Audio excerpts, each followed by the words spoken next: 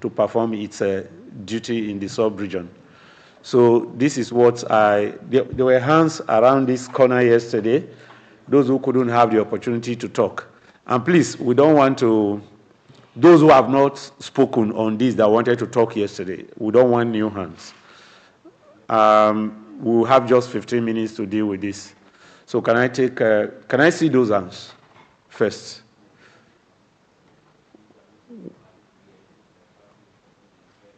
One, two, three, four, right? Let me see them again. 1, 2, 3, 4. Okay. Maybe we'll take a maximum of. We have 15 minutes for the entire conversation. So 2.5 minutes each, so that we use 5 minutes to close. Yes, number 1.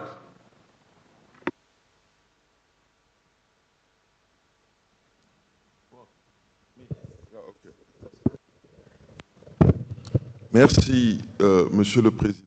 Monsieur le Président, hier, je voulais, dans le cadre de la conversation qu'on avait eue avec le panel, insister sur 2 aspects qui n'avaient pas encore été évoqués. Le premier aspect, c'est que si on veut que la CEDEAO avance, que la CEDEAO fasse des progrès dans le sens de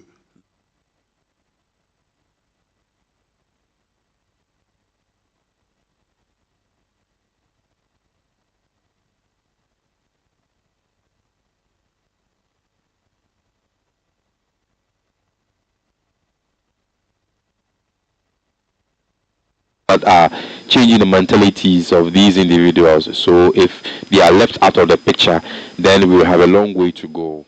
I'm already imagining the possibility of having some organizations like CDD and its like partners organize such a gathering every 2 or 3 years and then see what are the findings of certain research, what are the conclusions that are derived from certain research, and how can these research findings be linked to university courses so that in their training and their how they are bringing up the young ones, that will be implied. The second is the primary advocacy or vocation of the ECOWAS is how to ensure that there's economic liberation or improve the economic situation of its citizens or in the community. And we are talking about the economic actors for that matter. I'm not talking of the industries. I'm not talking of businesses. I'm rather talking about the women who cross the border each day to make sure that certain economies are surviving. How can we improve on the commerce? How can we improve on the business community of the sub-region, ECOWAS for that matter? Certainly, it calls to mind or a reflection to look at the demand or the needs of the ordinary business woman or ordinary business citizen who is carrying out certain economic activity just to make sure life carries on, and how can we improve on this and their well-being as well. I believe this must be a part of the core mandate of ECOWAS. How can we promote the cohesive dialogue between the ordinary citizens and how they to make their life better? I believe that even Wadimos has a role to play in this, because Wadimos, as we are looking at the 50th anniversary of ECOWAS and the AFCFTA as well, how are they all implied in this dream of making at least the life of the normal one, I mean the ordinary citizens better? The last of all has to do with how can ECOWAS leverage on the changing environment in economy. the technologies. How, because we're talking about digitization. How can ECOWAS take advantage of the wind that is blowing, the wind of the fourth revolution in the aspect of technology? How can they leverage on it to affect the lives of the ordinary citizens? Thank you so much for giving me the opportunity to share this. Most grateful.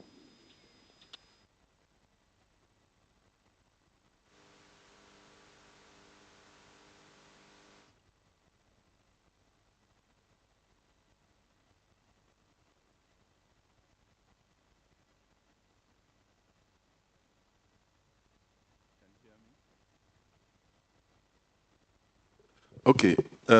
Moi, je voudrais aborder deux points. Hier, Touch on two things. Yesterday, the representative from ECOWAS spoke about something. I think it has to do with sanctions on countries that are going through the coup. And he mentioned the fact that generally these sanctions are, in fact, what they want to make sure that they do not discriminate, but rather ensure that these sanctions are applicable to all. But let's look at the situation of Mali, Burkina, and Niger. I think we need to call to mind that these sanctions are, I mean, they must be applied on certain context or certain basis, because Mali and Niger in particular, and later Burkina joined. They are already having some serious security crisis that has elongated for over 10 years. And already they have these challenges, and it has affected certain aspects of the lives of the ordinary citizens, like the economies and the rest. And if you have to slap on these countries additional sanctions, you should remember that the ordinary citizens are those who will suffer, because, like they say, when the elephant fights, it's the grasses that suffer. So let's look at it from this angle. The question is that, have ECOWAS taken into account the implication of these sanctions on the ordinary citizens? Now, the second issue has to do with the influence that the ECOWAS has on its in the sub-region that is falling apart. Because when we're talking about the confidence that people have in the ECOWAS and with the ambience, or looking at what's happening about the AES countries and the Sahel. In fact, the Sahel is a region that spans across the entire ECOWAS, and you see, if they have created the G5 Sahel region or countries, and this break off this break off already is a negative, has a negative impact on the ECOWAS already, because we created the multilateral forces even within the ECOWAS. We even have a strategy for fight against terrorism, and we are looking at other ad hoc committees or institutions that are to be put or set up by the ECOWAS to handle certain security situations. But my question is that, look at it from the aspect of the geostrategic approach.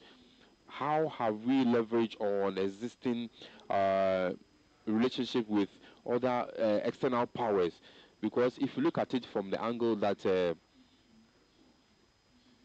if you look at it from the democracy, looking at how these countries are linking with the external powers, with America, and even how they are even retreating their aid, like the USAID and other aid that they extend to our country. You see, it's already putting some kind of pressure on the sub-region.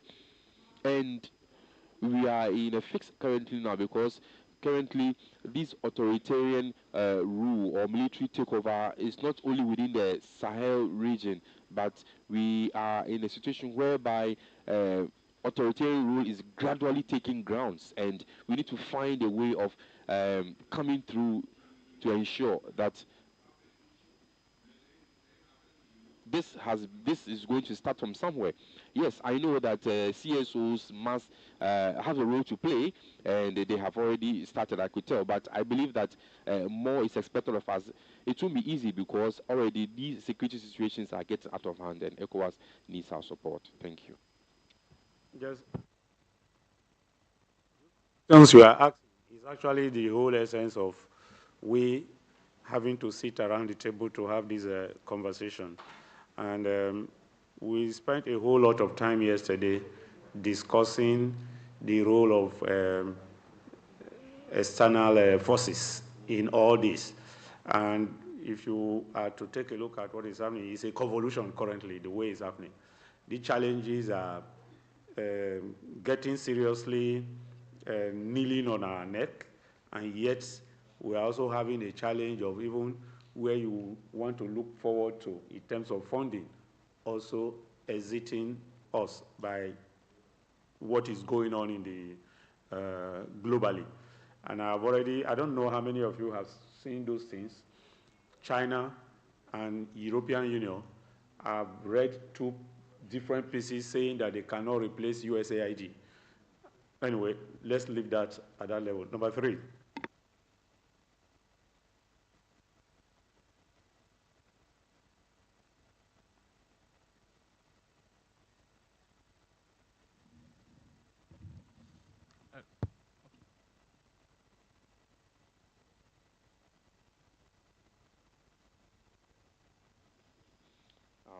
Jean Techi, and I'm also one of the coordinators of Wadimos. So I work with Wadimos. So based on the topic that we were discussing yesterday regarding the interventions by ECOWAS, I have some comments to share. After the submission by Professor Dose, I have, by way of question, well, the first question is, what is the primary objective of ECOWAS anytime there are conflicts with member states within a sub-region? Is it their basic desire, first of all, to solve these crises and find amicable solution to them, or are they looking at how these citizens are going to be implied by the actions they will be taking? And also, if ECOWAS, for instance, is only concerned about how to restore peace, my question is, has it really worked over the years? Because if we find ourselves in some crisis and ECOWAS comes in, and at the end of the day, in the bid to restore peace, a lot of aspects of the economy, the country are implied in a negative direction, then the question is, have they had a rethink of the approach? My second question is, what are some of the causes of some of these crises? Yes, I know that we have taken account of certain reasons or why some of these crises erupt over the years, but what role has ECOWAS played in terms of what new things have they brought on board? Is it the same status quo, or is it the same approach they use? How have they tried to use tailor-made solutions to attack different problems? I think that there is some qualitative reforms that ECOWAS must take charge of. The last I want to bring aboard has to do with democracy. I've listened to a lot of solutions and a lot of proposal. I've also witnessed the presentation, and Mr. Genet Boisy also spoke about democracy in Africa. Something very interesting comes to mind, which is a solution. In all what was discussed, I didn't hear of that solution actually. It has to do with the education. I really congratulate Senegal how the populace reacted or took up the fight to restore democracy in their own way, even if some of them were affected negatively. But at the end of the day, they were able to pull through. And with the first, my colleague who spoke earlier, I think most of the things are linked to culture and education of the young ones. The question is, how can we imbibe or instill in them certain certain qualities so that at least at the end of the day, right from that young age, they start thinking of how to safeguard these democracies that has been existing for so many years. I think we are not far-fetched if we think of investing heavily in education, in generation. Like one of my senior colleagues said, their generation has already passed on, and then we are now what we were referred to earlier on as the future leaders. Here we are. I think we need to find a way of investing holistically in the education, being intentional about educational investment, so that at least issues about democracy will be safeguarded right from the schools. Thank you. Person on-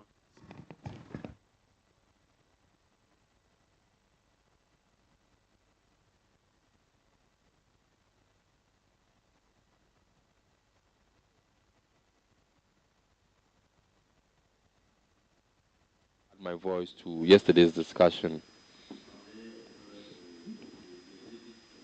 and I want to touch a little on the research that was presented to us. Uh, from the presentation that we had, it appears that um, I think from the presentation, it is obvious that these leaders have a different perception, or there's a different perception about how the population or the populace have received the ECOWAS and the various interventions that they've had. There's some mismatch because even in Gambia, despite the fact that the populace are not even aware of the intervention by ECOWAS, it is obvious that at least what they still remember is that at least the ECOWAS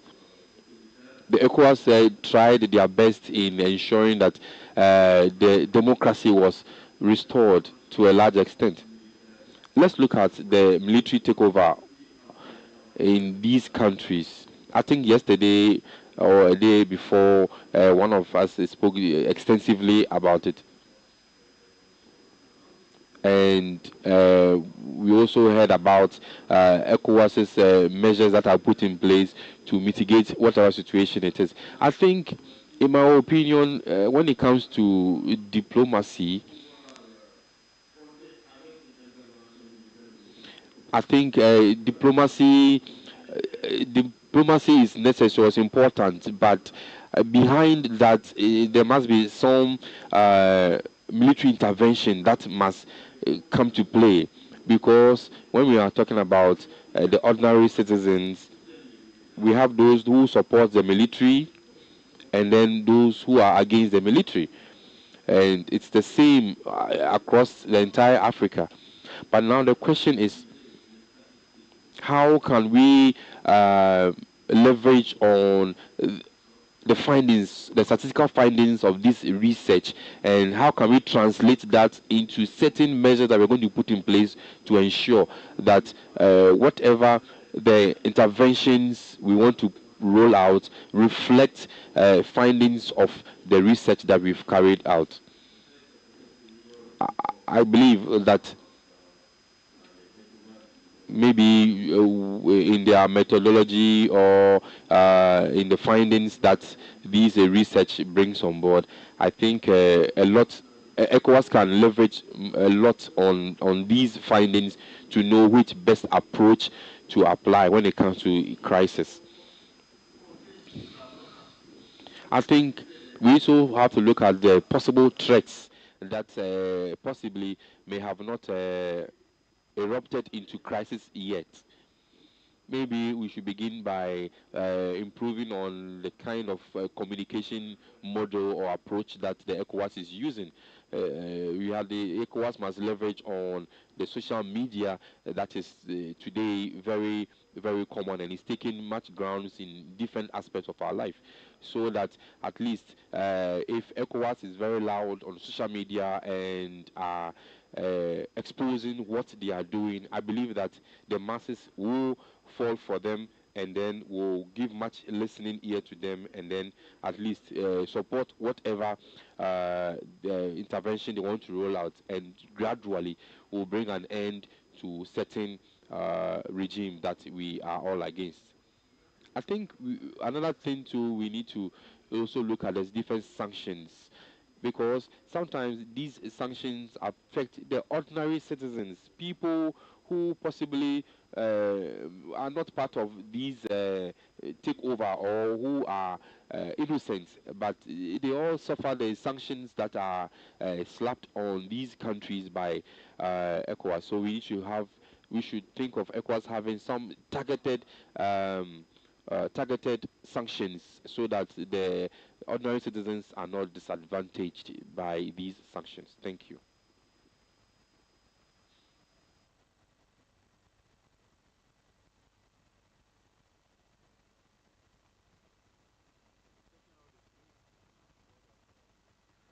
All this, wow.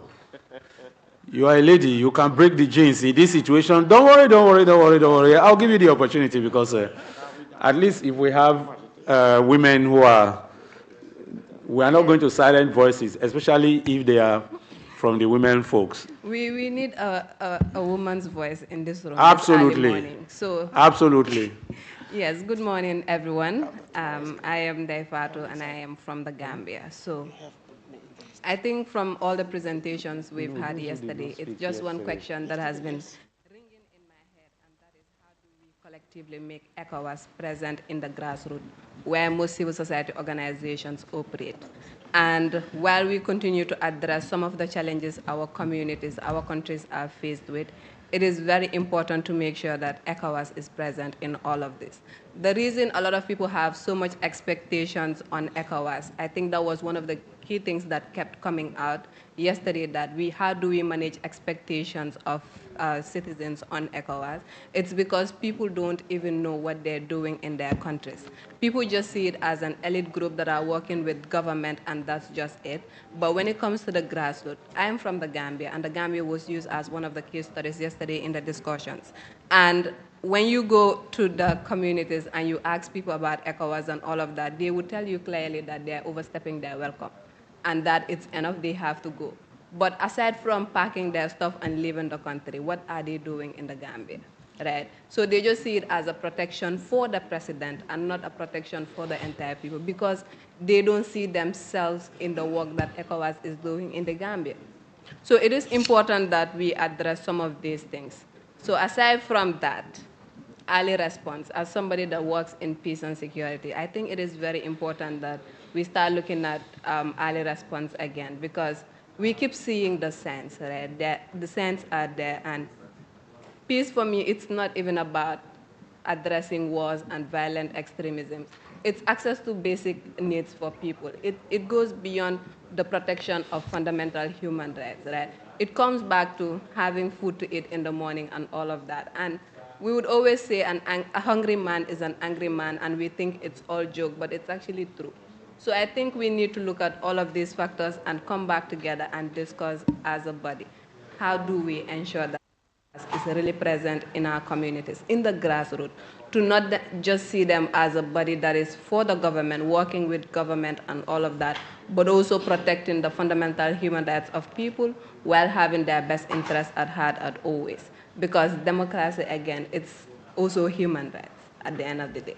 So I just think, before I leave here, actually, this is one thing I am really looking forward to us having measures to see how we would collaborate more with ECOWAS to ensure their presence in the grassroots, but also for ECOWAS to not just be selective with civil society organizations, with civil society organizations that they work with. It's not always about the recognition that one civil society organization have, but having to work with civil society organizations that really matter when it really matters is important. And this goes beyond working with civil society organizations that are established nationally, but even those that work in the communities and are present there, because at the end of the day, it's the communities that continue to face some of these challenges before it boils down to the national level. And for me, this is just something I'm really passionate about, and I hope as we live here, we're able to find measures to make sure that we address some of these things. Thank you. Yes, that is very, very good. And I'm sure if the conversation we are having about the ECOSOC thing, it provides the necessary window through which more civil society and the people will get into the work of ECOWAS, and maybe from there, the kind of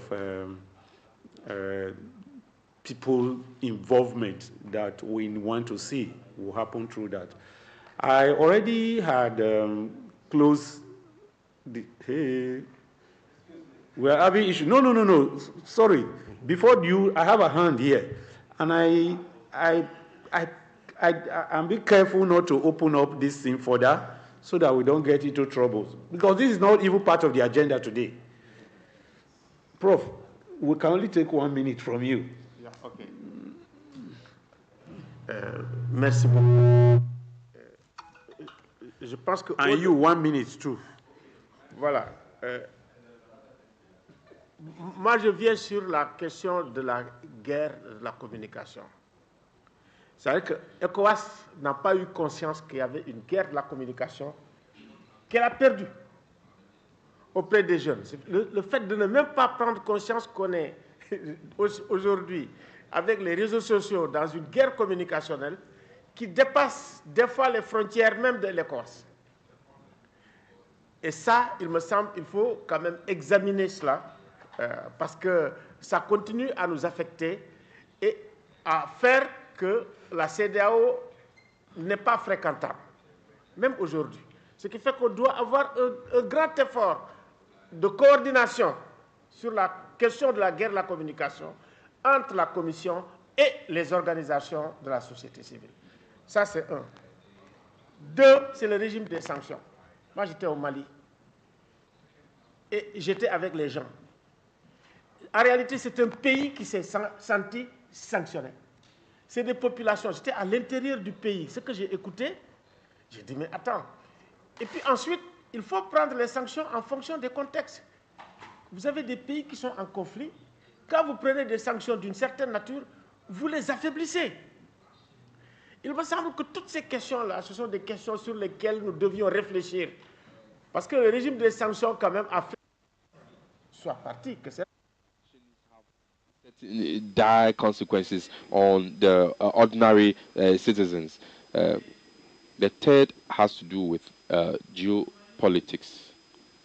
From Mali, I have been there. I have followed their debates and their discussions, and I can tell you that right from France, people call directly, engage the president, and because of their alliance with the foreign powers, that they have been able to have certain support. You see, the Malian authorities were there in the room when we were having this meeting, and you can talk about the direct contact with external powers.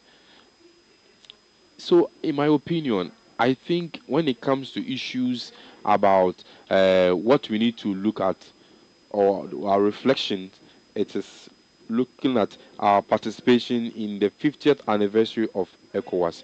We must be present and in the bid to maintain and construct a reflective opinion for ECOWAS. We need to ensure that we give ECOWAS our support and let them know that, look, we are in this together.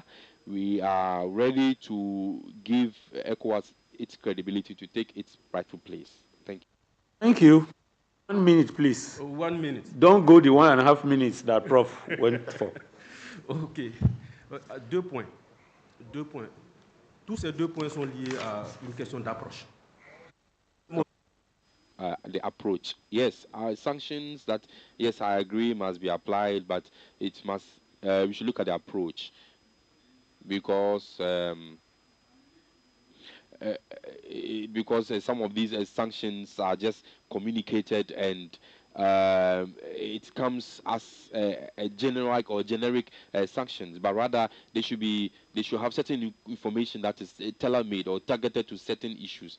Now, the second has to do with the fact that, yes, these member states are very important for our community to build consensus, but we shouldn't forget. Look at it in this case. These countries, these AES countries, form about a tenth of the sub-region. So if a tenth of the sub-region is cut off, you can imagine the implication. So ECOWAS must also take an account or an audit of itself to say, look, if we set aside this 1/10 of or the tenth of this countries or in the sub-region, what will be the implication? They have to look at it from the perspective that, look, you let them know, if you stay with us, this is the benefit. If you walk away or if you decide to exit, this is the benefit you are likely not to receive. So they would have to have a dialogue with their citizens, or have further discussions, so that they can find lasting solution to these issues, and then make sure the sanctions are not general. Thank you. Thank you. I think I see a common position. Targeted sanctions by what you have raised, what you raised, and what the prof raised in this contest. And I was just, as you people were mentioning all this, I know you spoke yesterday, and I remember that vividly. So you will not be able to say something again. Please, please, so that we don't take this too far, then, and they're not able to take what we have on the table today. What I see, as people were discussing those issues, what came to my mind was the experience I have seen with the US, for instance, when they want to correct certain things that are going on in a particular country. When they are imposing sanctions, they choose the leaders and impose sanctions on them instead of taking on the entire country. Maybe this is some of the ideas that we may want to consider around the table. Or so that those who are vulnerable, that are also very innocent in what is happening in the country, will not be directly affected. Like somebody mentioned yesterday, even when you impose those sanctions, they don't really get to the leaders. It is those who are the ordinary people that gets to feel like. So, if, for instance, there is food crisis in a country, before it gets to the point where the leaders can no longer eat, you would have already recorded, some kind of tragedy on the part of those who are poor. I guess that is the sense in which all these things are being said. But I'm not going to wrap up this without mentioning the issue of democracy that was also on the table in the conversation. And sincerely speaking, I think we've reached that point where, as a continent, not just as a sub-region now, we need to interrogate the liberal democracy that we practice. For instance, I've often argued, I was raised in a community where traditional rulers are those who are in charge. But within the context of those traditional institutions, the traditional ruler is usually not alone in their traditional responsibilities. The traditional ruler rules with chiefs. And that is why in every context you will see the traditional ruler in council. Some of the time when I was growing up, our king would never actually be outside there having a conversation in decision making.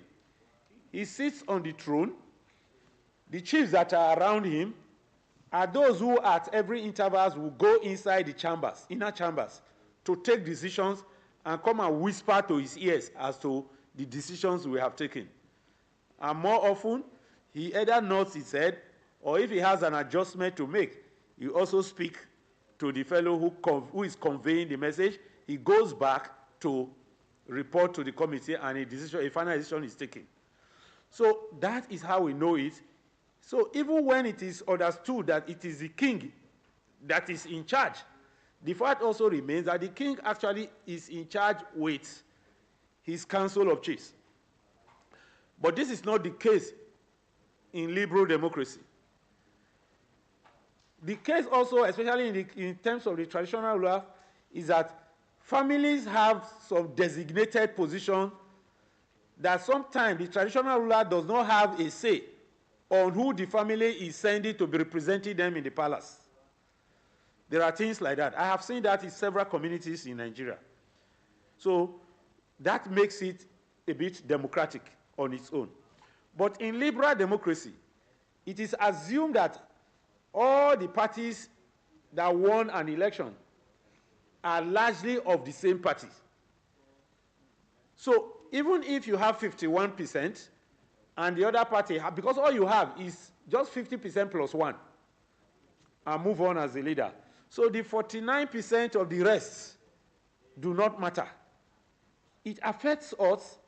So that winner takes all approach to democracy in liberal essence is really, really affecting governance in Africa. It's like you are living 49% outside of governance just because they didn't meet that margin. But can we reconstitute or rethink our democracy in a way that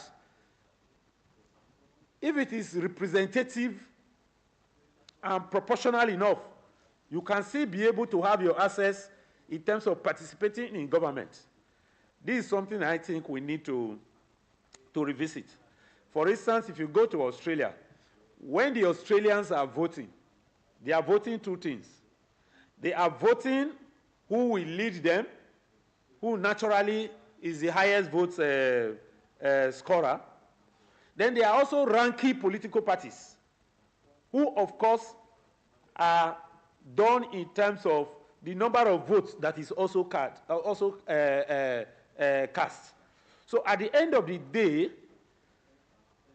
power is shared proportionally to the percentage of the votes you garner. So that in the real sense of it, there is no winner takes all. Positions will be apportioned or will be accorded political parties, especially the performance in government. So we are yet to get there. We've been copying from the West, but that which we are copying is not working for the continent. And that's why even those who are raising opposition, who would have had 49% of the vote, still think that, well, if this thing is not going anyway, and the person who won the election is also thinking that he has a perpetual right to stay in power, some other people are taking extraordinary measures, taking arms against the state, or if it doesn't work for us, it must not work in other sense. So we'll never get ahead of the problems we are in Africa. So as a concept, and as scholars, somebody mentioned the involvement of university in this conversation, I strongly feel that our academics should get into this conversation and try to do something for us in a manner that will make us rethink our own democracy, such that will give us the required security moving ahead. Like I concluded yesterday, I'm still going to conclude in that sense. The fact remains that the conversation since yesterday, we've all agreed that something is wrong in the region. We also all agreed that ECOWAS started well. ECOWAS had had a lot of reforms, some that have produced positive, and some that have continued to challenge us. But the fact also remains that the society itself is dynamics. Even when we have all the solutions today, I can tell you that in the next 10, 20 years, we still have new issues to be engaging. And in that context, we have agreed that one of the ways through which we want to move forward is that since ECOWAS already has the intention of creating ECOSOC, that will provide the requisite opportunity for civil society and the citizens to be part of decision-making or making input to decision, then we already have a laid structure that we all need to build on by way of amplifying our voices in a way that will sync, that will go in sync with what the plan is and ensure that we are able to do that. So, like I concluded yesterday, there is no winner in a losing game. In the same way, there is no loser in a losing. So if we are all failing, it's either we are all failing or we are all progressing together. There is no way one can insulate himself that they have failed. If ECOWAS is failing, those who are supposed to be engaging with ECOWAS, we are also failing in our sense. Until they respond to what we need from them, we should not be tired. Let's continue to do the work that we do. The only thing we continue to ask for is access. As long as there is access, there shouldn't be a closure to how we engage with them and who is going to be engaging with them. They too are under fire now, and there are things ECOWAS cannot say, given that membership is by national, is for the country as a government, and not for individuals. So those are the challenges we face, and I thank you all for the submissions you have made, and I'm sure those who are taking notes are also looking at those things. I'm aware of the fact that something was made, a recommendation was made about the research that was done by my uncle there, but the fact also remains that the research itself also provided recommendations, and some of those recommendations are things that we should also review and see what we are taking on board as we move towards the phase 2 of Wademo's work and emphasize those ones as those things we are going to take on moving forward. You know, I mentioned yesterday too that I also appreciate the fact that these issues are too many, and the positions that are being canvassed as the solution are also too many. But what we can do as a body is to identify where are the hanging fruits that you can quickly take on as short-term solutions. There are going to be medium-term solutions, and there are going to be long-term solutions. In doing that, we would have behaved as an organization or as a network that is focused, and we want to do the first thing first. Thank you.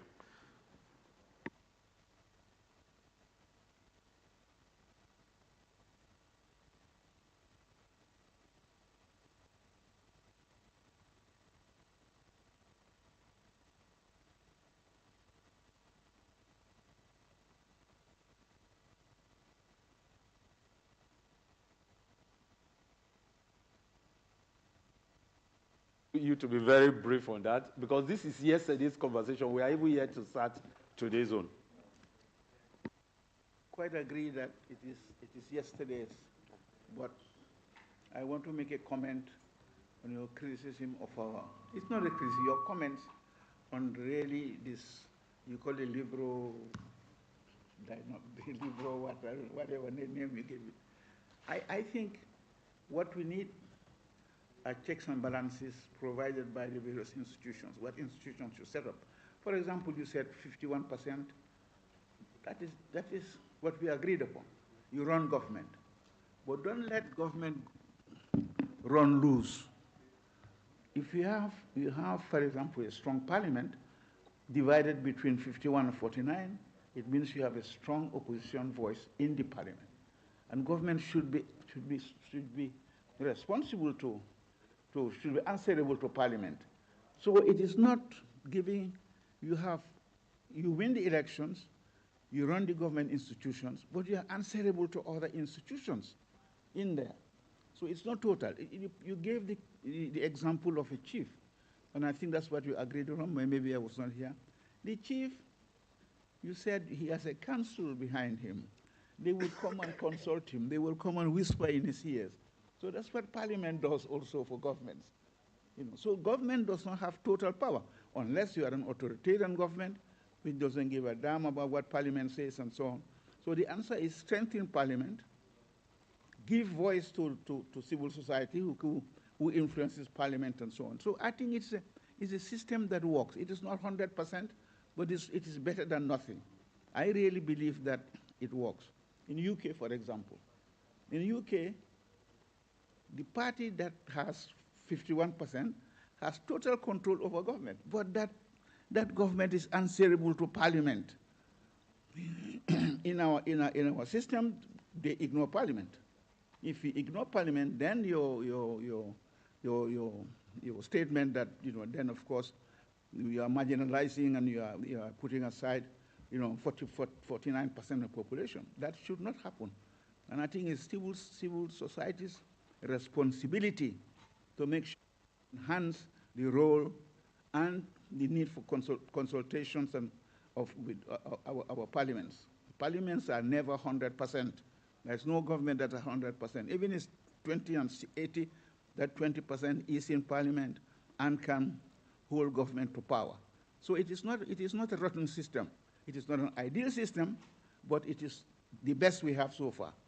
How we can amend that and how we can give power, and I think that parliament should be supported by civil society also. Yeah, by civil society. Civil society should put pressure on parliament, should raise issues with parliament. So in parliament, I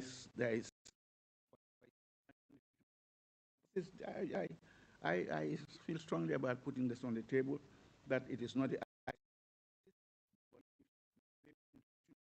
place work, it's fine. And this institution should be supported by civil society. By civil society. So you ask me not to be too long. I follow your orders. Thank you. Thank you so much, sir. We are going to leave the conversation there because it's entirely like reopening it, and we don't have the luxury of time. Okay. We also know that in the sub-region, some people even abrogate the parliament and move on because of the way we practice our own democracy. But let's leave it there, and we can also have corridor conversation around this issue. So this morning we are going to have our third panel conversation, and this is going to be led by Ibrahim Akone. Yes, we agreed yesterday that people will speak from where they are, and but we have you have to step out to take your seat and possibly bring the panelists together. Yes. Pardon? Pardon? Je voudrais avoir une motion pour expliquer une petite situation qui est très importante. Avec votre permission, bien sûr.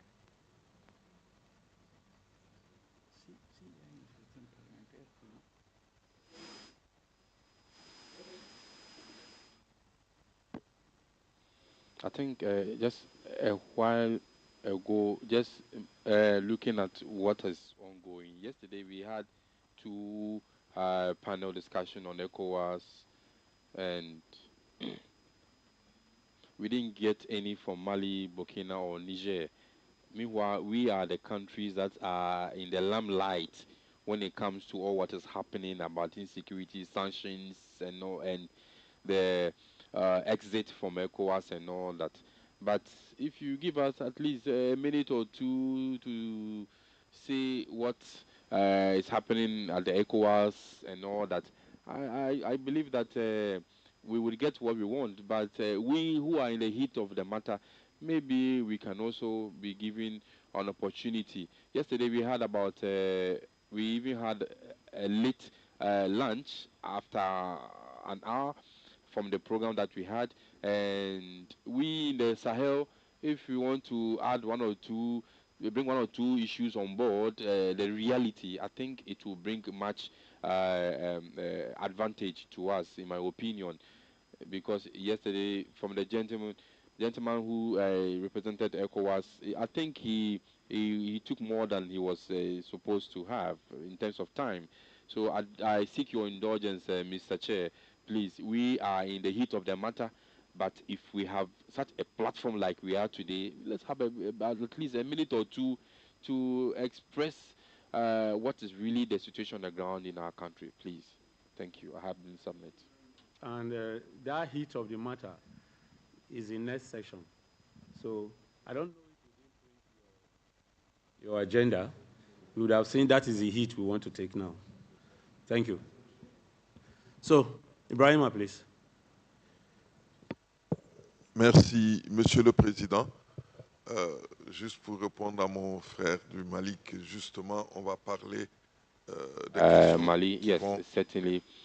We are going to touch on the issue, in fact, on what you have just spoken about. This session is dedicated to you to tell us what you have on your heart, to pour out your heart to us.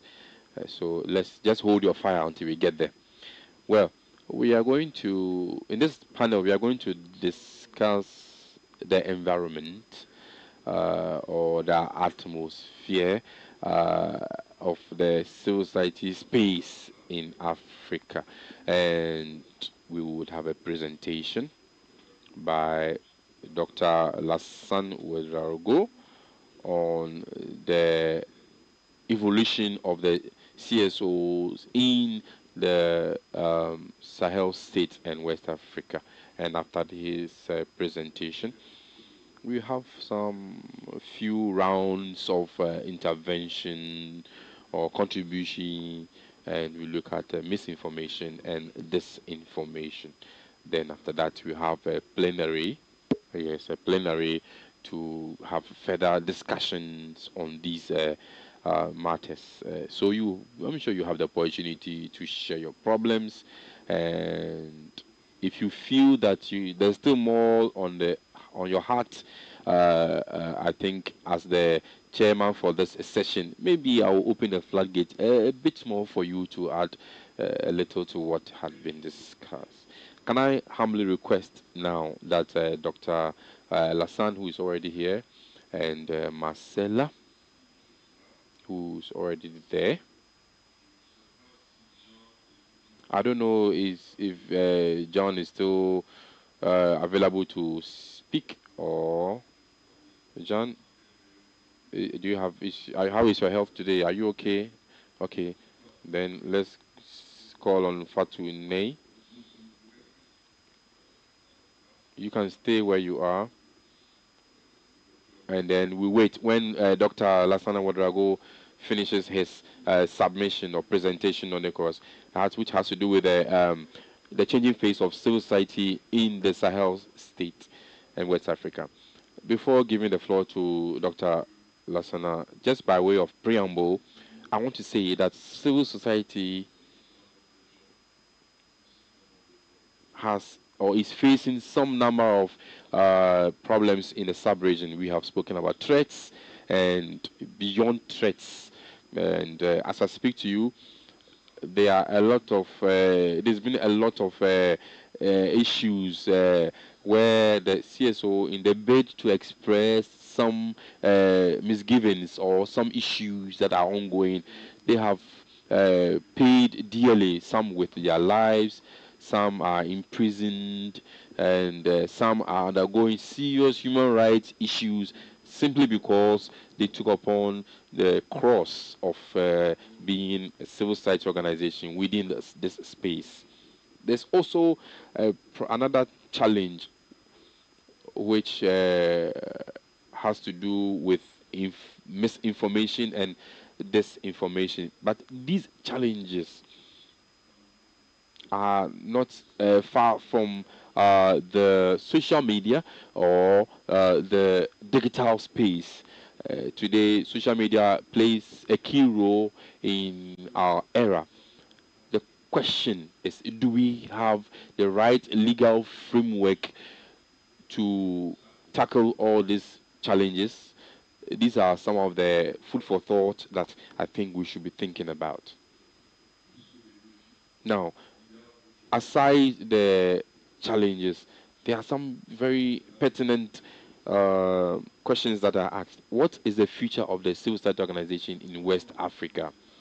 How are our states giving a guarantee or an assurance on the lifespan of the civil society in their countries. Should the civil society organizations be a space that expresses some liberty, a free space where people could express their concerns and all that? But looking at what is happening in most of our countries, yesterday we spoke about the democratization. The question is, what is the space? What is the role?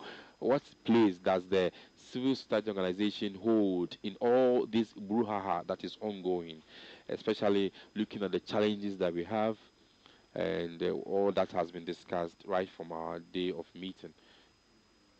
I'll now request Dr. Lassana, who is a fellow of CDD West Africa, to give us uh, uh, um, a context and background of what is ongoing, because certainly having a background of the situation gives a better picture of what or where we are currently. So, Dr. Alassana, I give you 20 minutes to roll out your presentation on the situation in the Sahel region.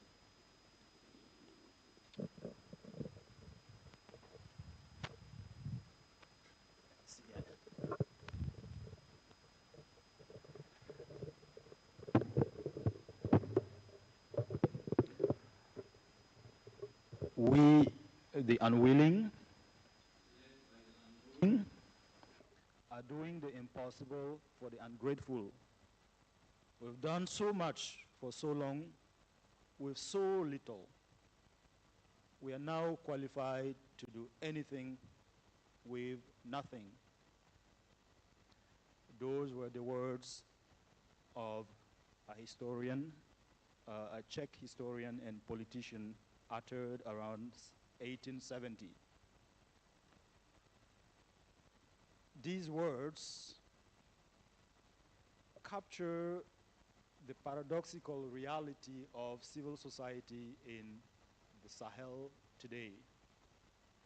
Civil society organizations operate under immense constraints, facing political repression, financial hardship, and increasingly a complex socio-political context, yet they remain vital forces in governance, advocacy, and community resilience. Just as Constantine's words reflect persistence in adversity, West African CSOs in general and CSOs in the Sahel in particular continue to navigate shifting landscapes where they must balance advocacy, survival, and political engagement. The question now is, can they sustain their relevance and effectiveness in an era of military rule, contested sovereignty, and shifting geopolitical alliances? Of course, we will always have well-meaning, solemn-sounding members of civil society organizations, themselves former or future politicians, quick to make a vain effort to keep the energy of the word civil society. But as I would argue today, civil society is a subjugated idea. La société civile, c'est une idée vassalisée aujourd'hui dans le Sahel. Some would even say it's a dead horse. We need to dismount it. Obviously, this dismounting got to be a little bit discursive. Last year, we had an opportunity in Senegal at the invitation of the Africa's Jom Center with the thematic of rethinking and reimagining civil society. The research from which I draw today's presentation does exactly that. And I must thank the CDD West Africa for giving me the opportunity, the funding to actually carry that research across the 3 countries. The study examines the prospects for civil society in Burkina Faso, Mali, Niger, countries today at the epicenter of a prolonged fight against terrorism, countries which have recently established a confederation while under transitional governments. So that context is important to remind us here today. But at the same time, I am preaching to the choir, but I have to also come and talk about what is civil society. Conventionally, civil society is understood as a set or system of self-organized intermediary groups that, number one, are relatively independent of both public authorities and private units of production and reproduction, meaning firms and families and so on. Number two, are capable of deliberating about and taking collective actions in defense or promotion of their interests or passions. Number three, do not seek to replace either state agents or private producers, or to accept responsibility for governing the polity as a whole.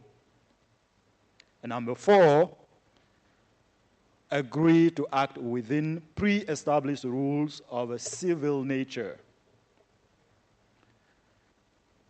Public civil society is therefore a public sphere of formal or informal collective activity, autonomous from but recognizing the legitimate existence of the state.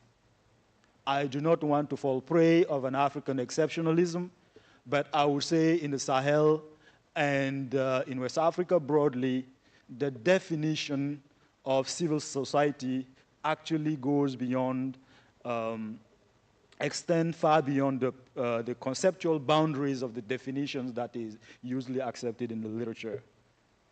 For example, civil society does not restrict itself from seeking, or at least unofficially, to replace state agents or to govern the polity. Members of civil society have been called or have invited themselves to play critical roles in government, including in the current 3 transitional governments that we have.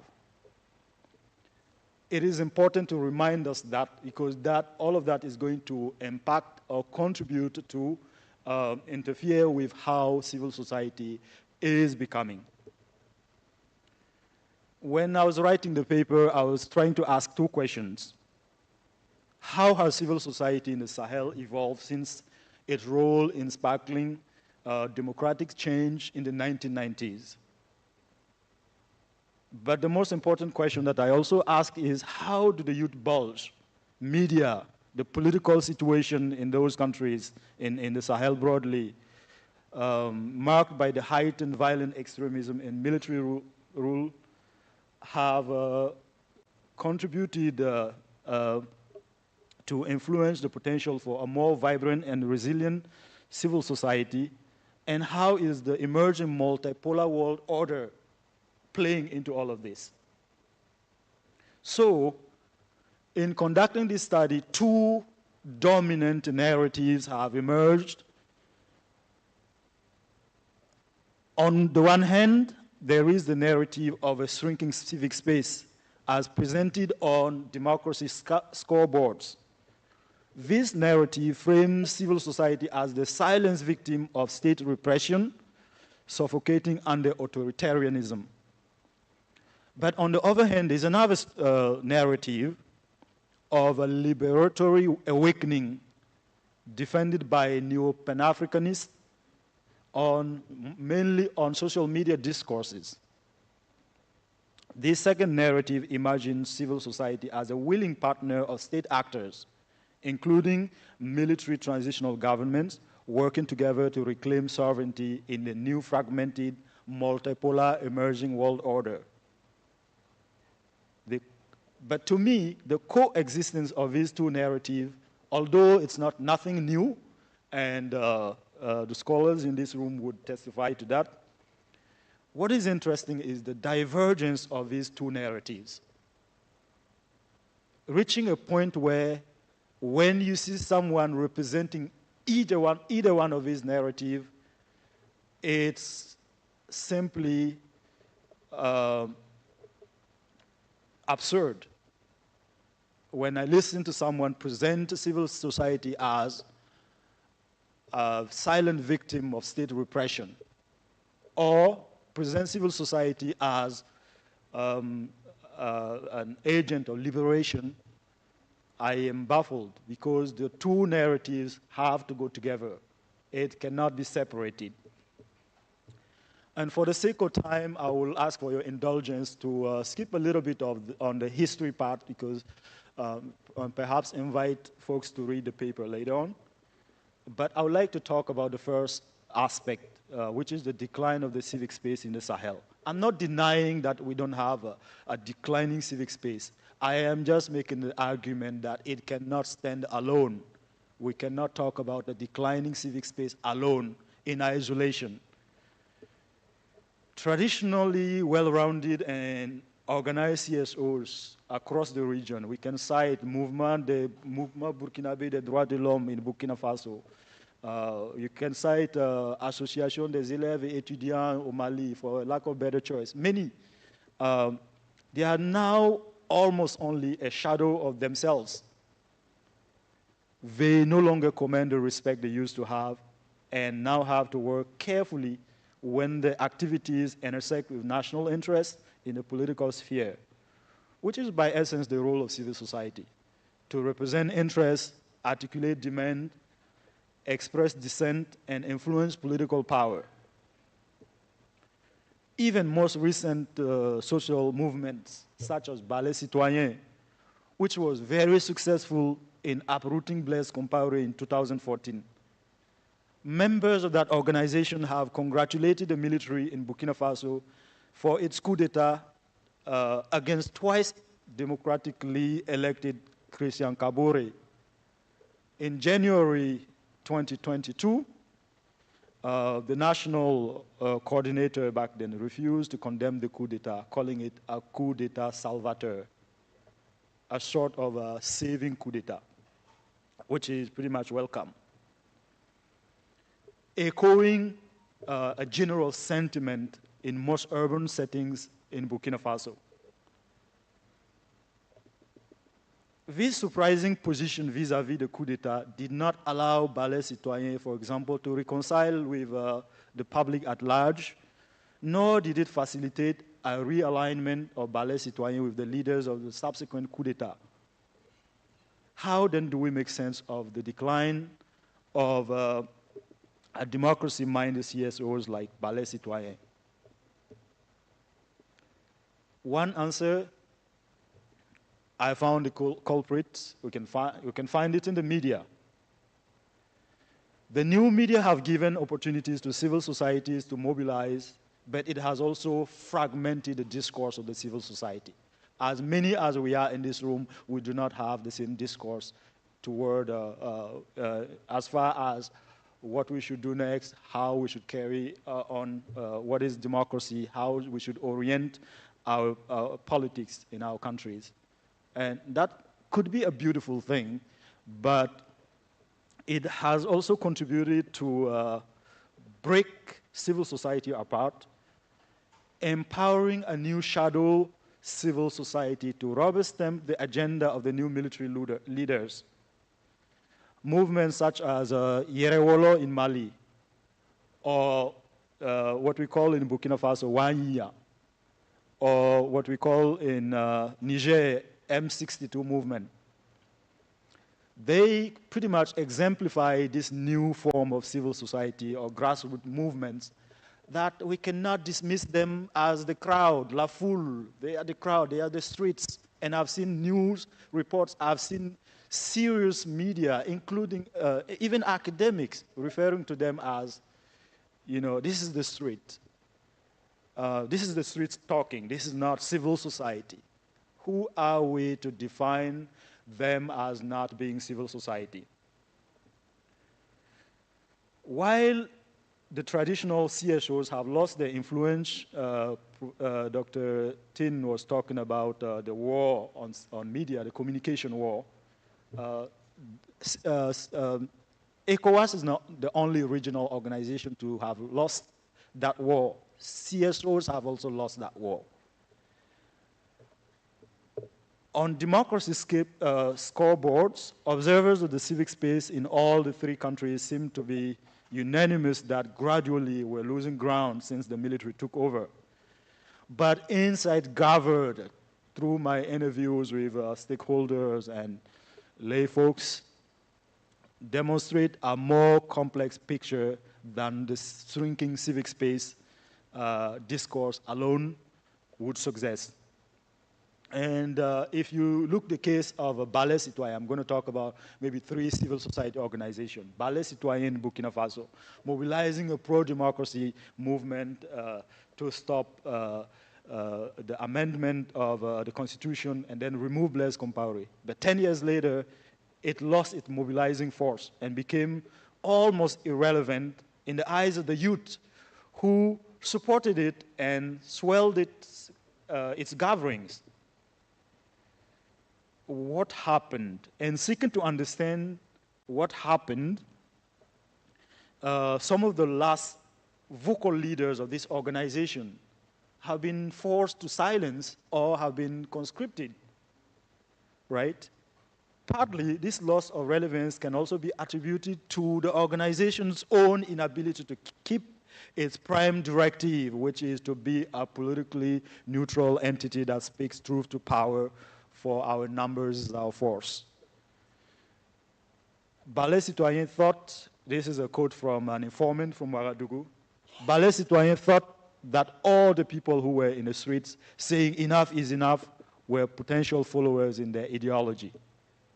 People wanted Blaise to go, but they were not ready to support Ballet Citoyen when it began to metamorphose into a political party. Those are not my words. And I have fellows from Burkina here who can actually explain this even better.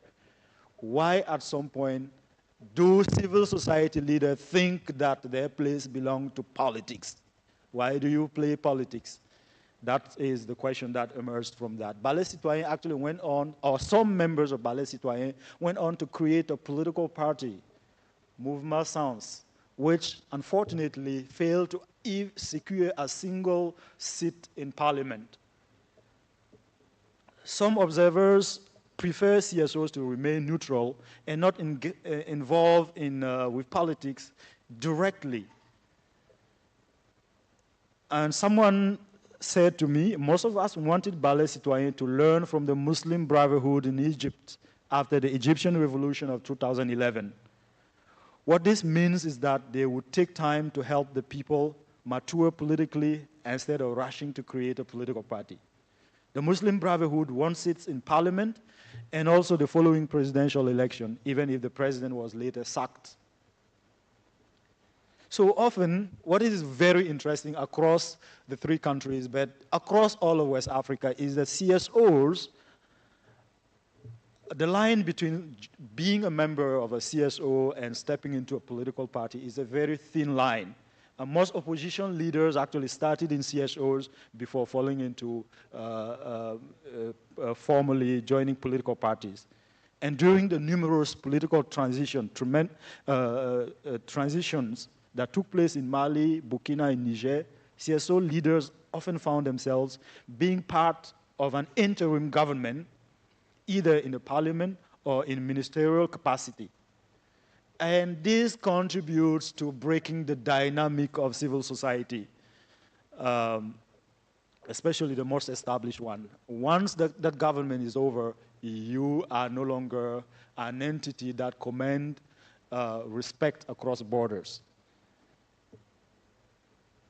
So in Mali, this is the case in Burkina. In Mali, the National Union of Workers of Mali, the Association of the Students and Peoples of Mali, the unemployed youth, specifically the students, we would recall that they were the driving force behind the insurrectional movement which overthrew Moussa Traoré regime in 1991. So from these movements emerged two pro-democracy associations, the National Committee for Democratic Initiative, CNID in French, and the Association for Democracy in Mali, ADEMA in French, which acted as a counterbalance to the government born out of that popular discontent. But today, transitional governments, since 2020 in Mali, regard long-established civil society organizations with suspicion, fully aware of their potential to disrupt power. These citizens grouped, when mobilized against a regime, can become agents of subversion, a reality no fledgling regime can afford to ignore. They know they are all graduates from public universities, they are members of our society, and they know your potential. So, and this is politics. Once you step into politics, you are likely to receive some punches at some point. None of the CSOs from the 1990s have any good rapport with the military government today. This is a quote from a participant to this study. To this explains why some CSOs wield significant influence while others struggle to survive. Newly established CSOs are more likely to work with the government because they do not have a legacy that poses a significant threat to the government. But most of you represented here, you have a legacy, and your legacy is democracy. You're building something. So if that comes to antagonize the person who is in front of you, then they will not let you. It's fair enough. It's fair game. They won't let you do it. Most established CSOs live in a constant fear that the government will shut them down if they act out of line. So that is still in Mali. So empirically, you also have to find a second culprit, which is the fact that the protracted conflict in the region is a major obstacle to the functioning of CSOs. Even if the offices, unless your offices are in the major cities, you cannot go everywhere to do your work. So even without direct government interference, the ongoing terrorist crisis severely hampered the ability of CSOs to operate in remote areas. So moreover, CSOs throughout the Sahel have significantly challenged with funding. Thank you. The shrinking civic space is compounded by a lack of financial resources to carry out their work, as the needs of the communities which they serve grow due to the ongoing conflicts. The financial capacities of CSOs continues to dwindle. And when the government expelled the UN and barred CSOs from receiving funding from external donors, which were deemed hostile to Mali. This was before USAID was council. Malians had already been struggling with funding issues. So the exponential increase in the number of civil society organizations in the Sahel could also suggest a healthy and thriving democratic state, but more likely it's rather a reflection of a growing political entrepreneurship in the civic space rather than civil society. We now have civil society organizations who are political entrepreneurs. They have completely derailed from their initial objectives to become political entrepreneurs. So when you're doing political entrepreneurship, politicians are going to try to eat you alive or co-opt you and to utilize you. So the civic space has essentially become a terrain where political actors can engage in politics directly. And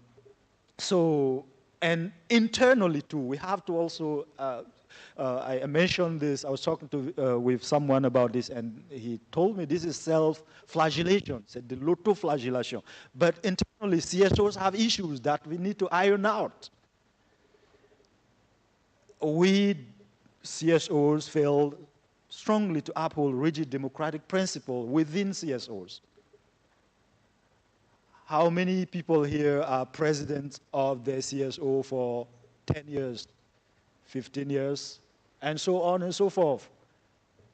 We need to begin to see young people promoted to that kind of level of leadership within CSO to give them the example of how to do the work. If not, at some point we will not have people with the type of charisma that we have in this room here to do the work. So the study revealed that internally, civil society suffer from that lack of, it's quite opaque oftentimes within CSOs, you know, the funding, the finances, there's no opportunity for growth for most young people within the CSO space. So that leads to a lot of people leaving the CSO, creating their own small CSO. So in the end, it is not conducive at all. So some of the movements that were successful beyond the Sahel, like Yanamar in Senegal or Ballet Citoyen in Burkina, had ties with rap music. I really would like to touch on this. One of the dominant music discourses in West Africa, traditionally upheld by the griot, had long served the interests of the elite, with even contemporary popular music derived from it often focused on praise. Rap music is that discourse that came and helped CSOs to denounce social issues, criticize government actions in their music. And this music resonated deeply with the youth in urban areas and especially students.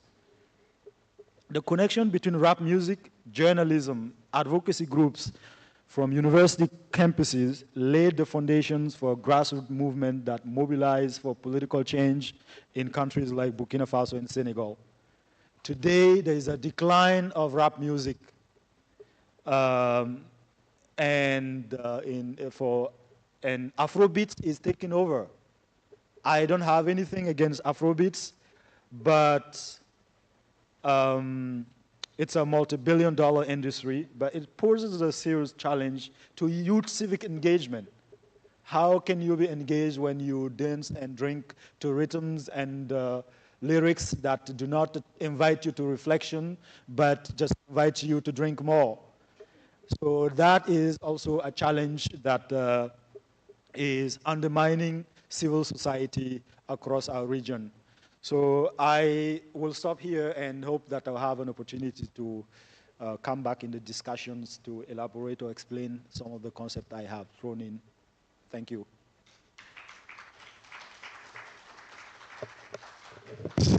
Merci beaucoup, docteur. Peut-être que vous pouvez aller à votre place, puisque on ne va pas faire la formule d'hier, puisqu'il y a certains des intervenants qui ne sont pas en très très bonne santé, donc, mais qui veulent. Are not in good health.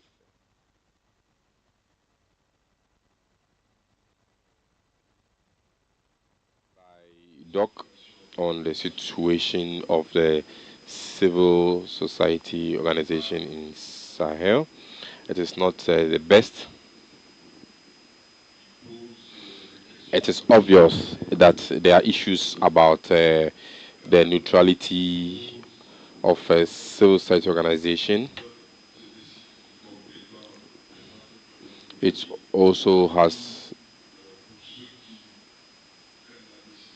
questions on how the civil society organization has become a crossover field where we have a lot of organizations that engage in politics and policies, whereby they have two different portfolio.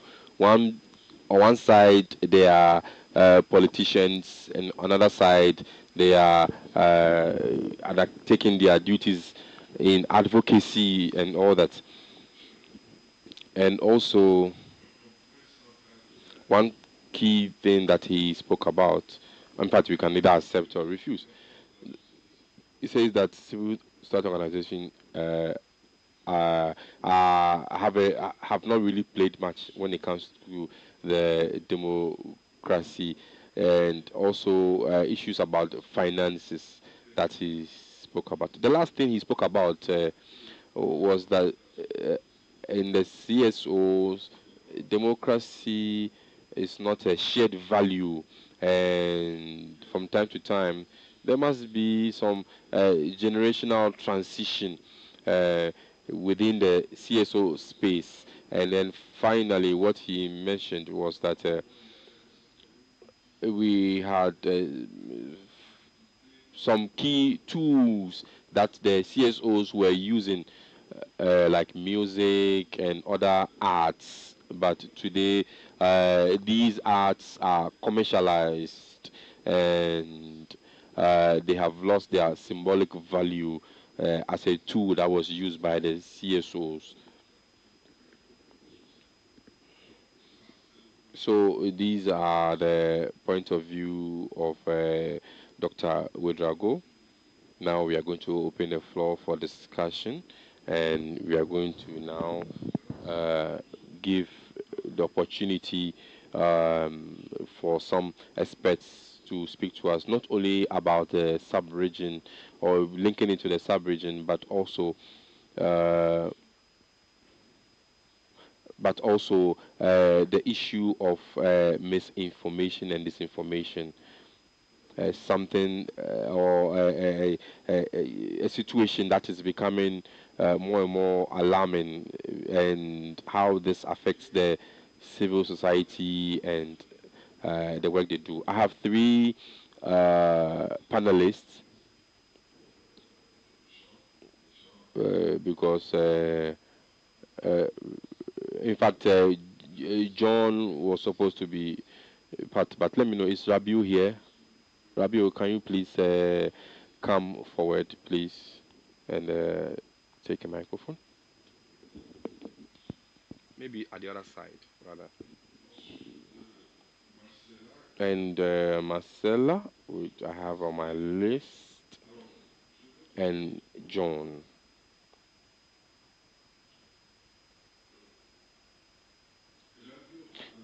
Rabiu is the head of Fact Space in West Africa. So I'll give him 10 minutes to give us a submission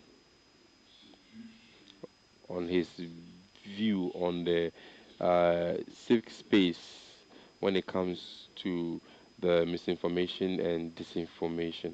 And after that, I'll give the floor to Marcella to give us a point of view on some particular situation with a spotlight on Sierra Leone about the civic space on misinformation and disinformation.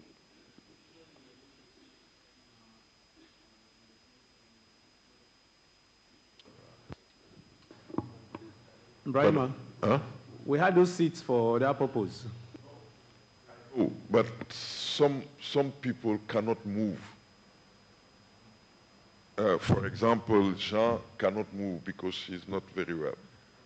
So instead of having some people sitting there, yeah, so I just wanted to. That's fine. Okay. Merci. Bonjour to you all. That's the most I can do when it comes to speaking French.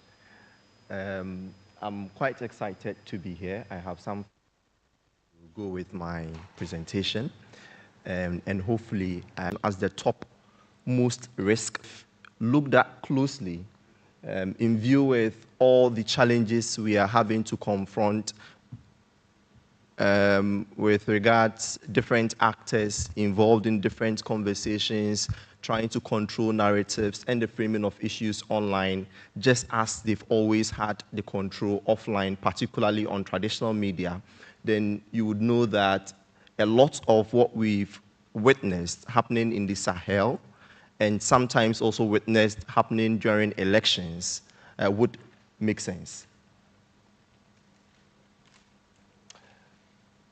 Another issue I would want to highlight is the changing world order and how that impacts conversations around misinformation and disinformation. Now, what we are witnessing with the emergence of the multipolar world and how there is the need to,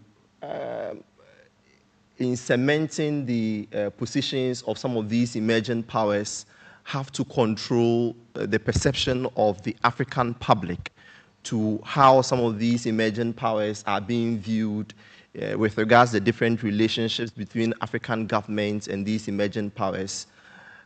Social media has become an effective tool. The digital space have become an effective tool in channeling whatever positions people would want to advance in their conversations with different stakeholders. So the changing world order is another you would have to pay attention to when you would want work, how much effort is being put in controlling narratives, is being put in spreading misinformation and disinformation online. Then another I would want to highlight is internet penetration. We've seen an astronomical rise in access to the internet from the year 2000 to now, although you would be told that the 27% internet penetration in West Africa is largely very low as compared to different regions in the world. This has come with significant impact to the social fabric that we have in the sub-region, ultimately impacting the way we relate to people, the way we connect to people, and the way people consume information. When you look at consistent Afrobarometer reports that have been put out, you would see that although traditional media remain the main source for news in the sub-region, there has been increasing interest amongst the public to rely on digital media for their news. And this has impacted the information environment in the sub-region, ultimately affecting the decisions people take in one way or the other. Then, after highlighting issues relating to the changing world order, the global risk report, and then access to the internet, I would want to mention, and if you have access, you have your phones with you, quickly you can chance on a report called the Mapping of Disinformation in Africa report, put out by the Africa Center for Strategic Studies. They didn't do any new thing. They only went around picking disinformation reports that have been published by different actors involved in information resilience across the sub-region. And if you look closely at the report, you would see how disinformation actors and disinformation campaigns have increased in, I think, 5-fold over the last few years. And what do we mean by disinformation campaigns? It simply refers to how different actors, sometimes emerging powers, sometimes private players, politicians also involved, are trying to control narratives by using troll farms.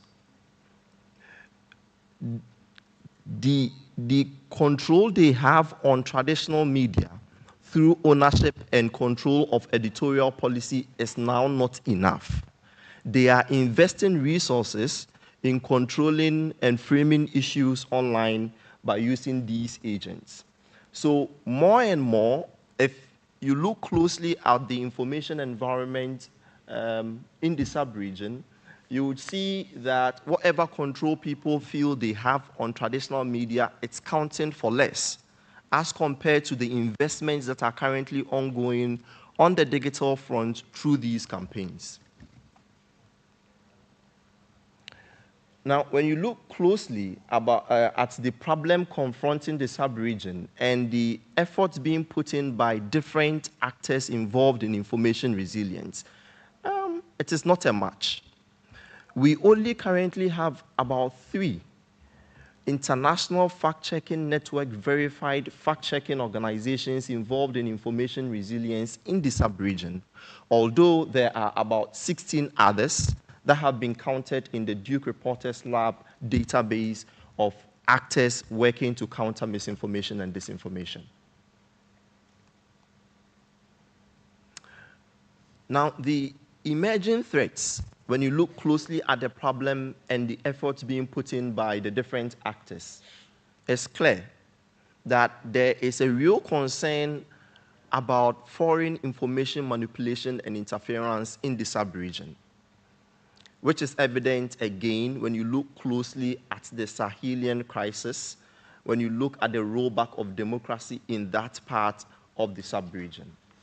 Now, whatever culminated in the military takeover, not to wash away the disgruntled sentiments amongst the public, there has been consistent efforts to blow up some of these sentiments online by different actors through disinformation campaigns.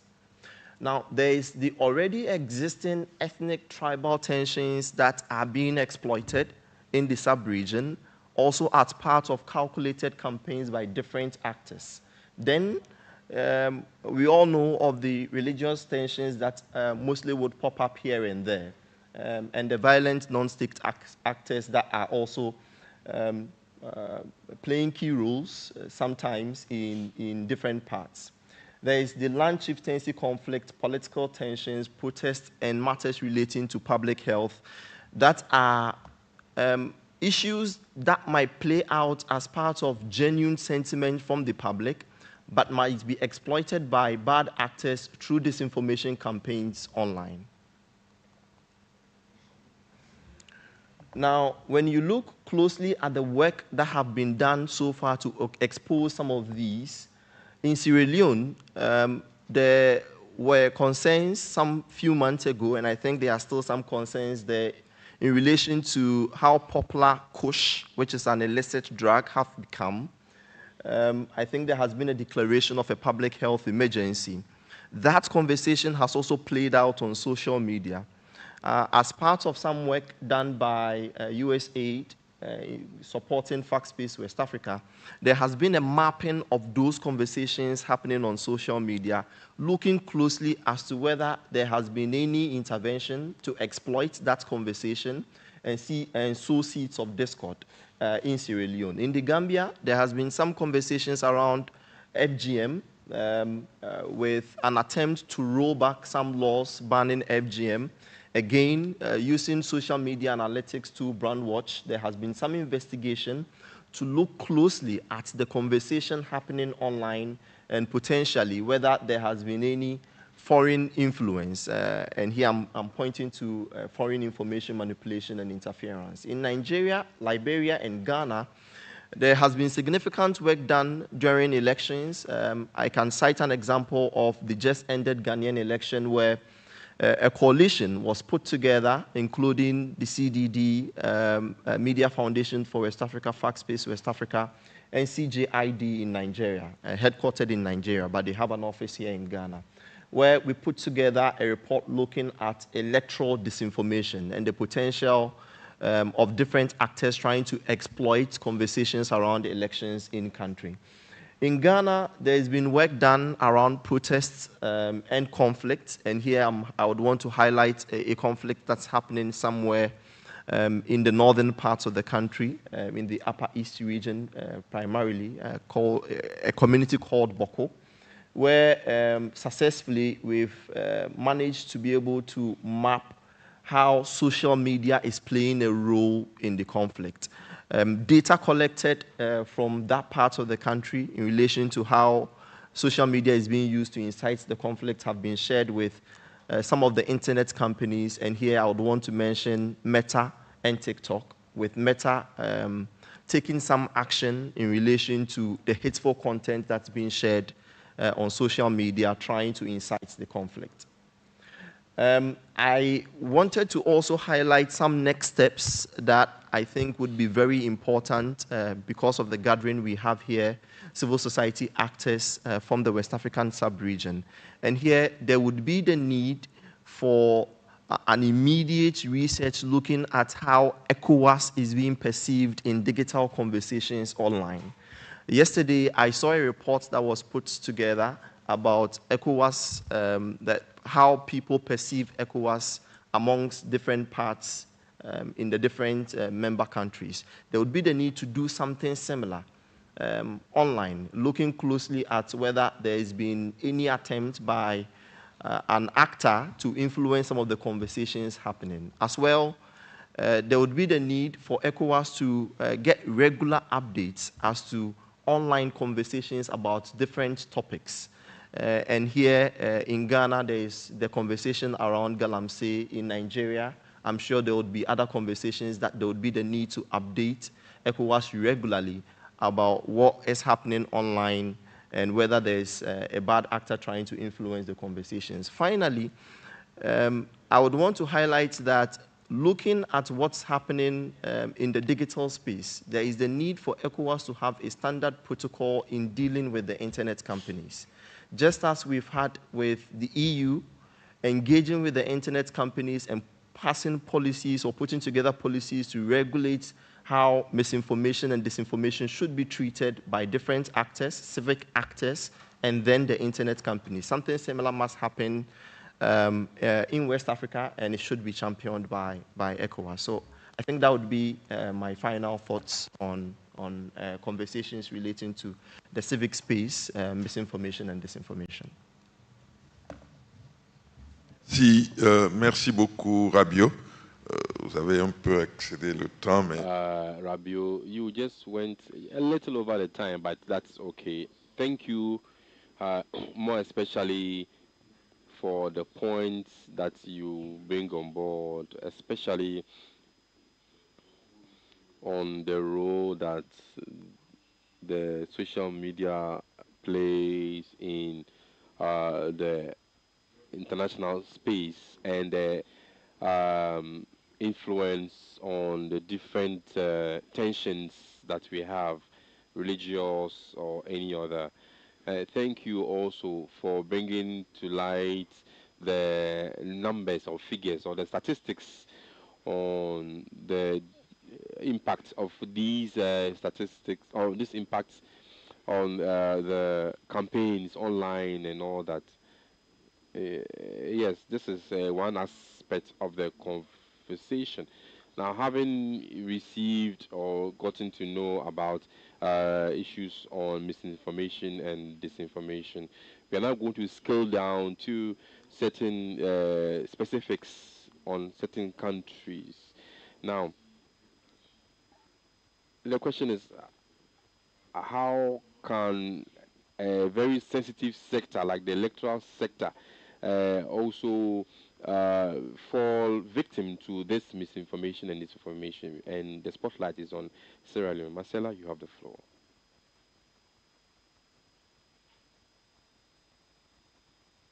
Thank you so very much. You know, before we even talk about elections, we really need to understand fully the context. For me, I think that this issue needs to be further problematized. And it's not only about Sierra Leone, but really what's happening in West Africa, to understand first and foremost what civic space is all about at the moment and what the threats look like. And within that context, any governance issue, whether it's about elections, whether it's about service delivery, whether it's about getting youth mobilized, any governance issues will fall victim within that context. So first and foremost, we really need to problematize the context. And for all of us working in the civil society context to now know what we face. And when we know what the context look like, then we'll be able to situate what exactly needs to be done, irrespective of what sector you are working. For me, specifically elections. So I want to look at West Africa quickly and then zero down to Sierra Leone. And I always like to take history. You know, a good thinker says the best place to start is the beginning. In the 1990s, when we had the second liberalization of West Africa. Everything was glowing.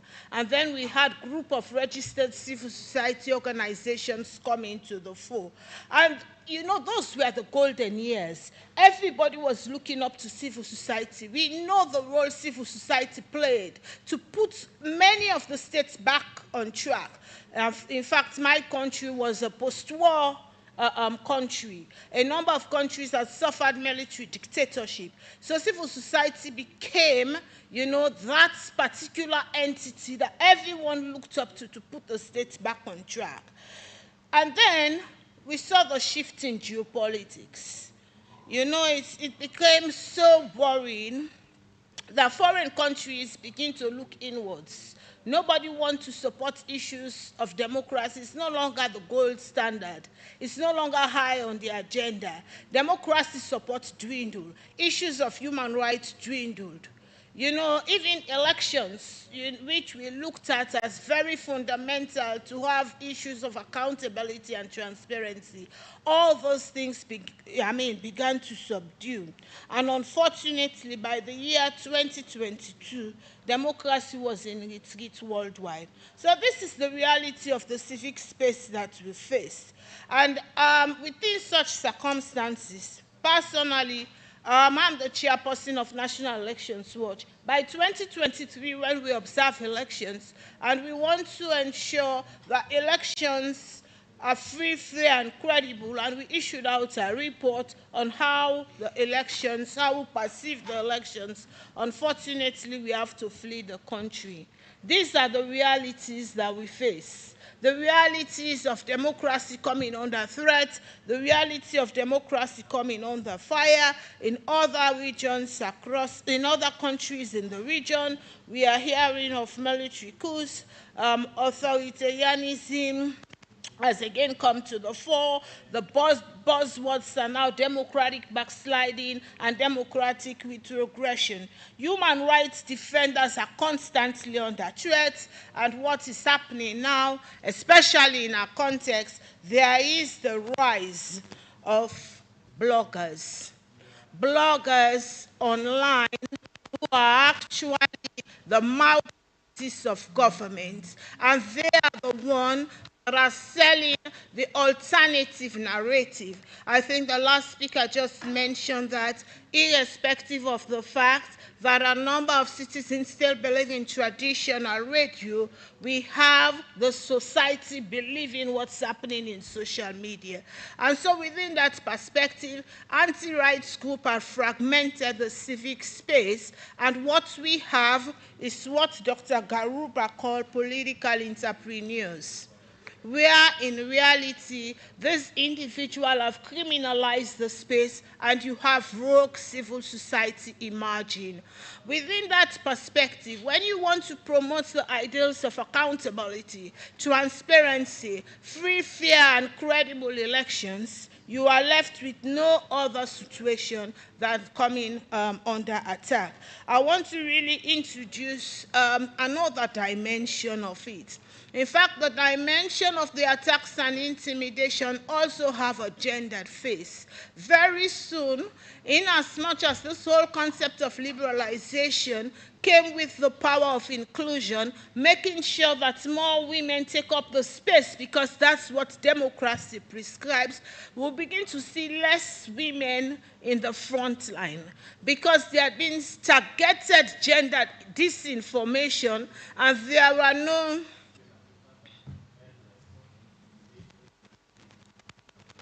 Sorry, I'm getting feedback for my earphone. There are targeted gender disinformation, and there were hardly any strategy to ensure that women are in the front line protecting democracy, elections, and governance are being protected. Sort of intimidation strategy would get less women to be vanguards of democracy in West Africa. So whilst we are all looking at this, we really need to look at what I call counterfeit democracy. We are saying democracy being ushered by elections year in, year out across the different countries in West Africa. But invariably, when you look at the content of what the electoral practices are, they really do not display electoral and democratic tendencies. And I believe when elections are flawed, ultimately governance in themselves are flawed. So this whole idea of once we have institutions of the state that are supposed to be independent and these institutions have been captured,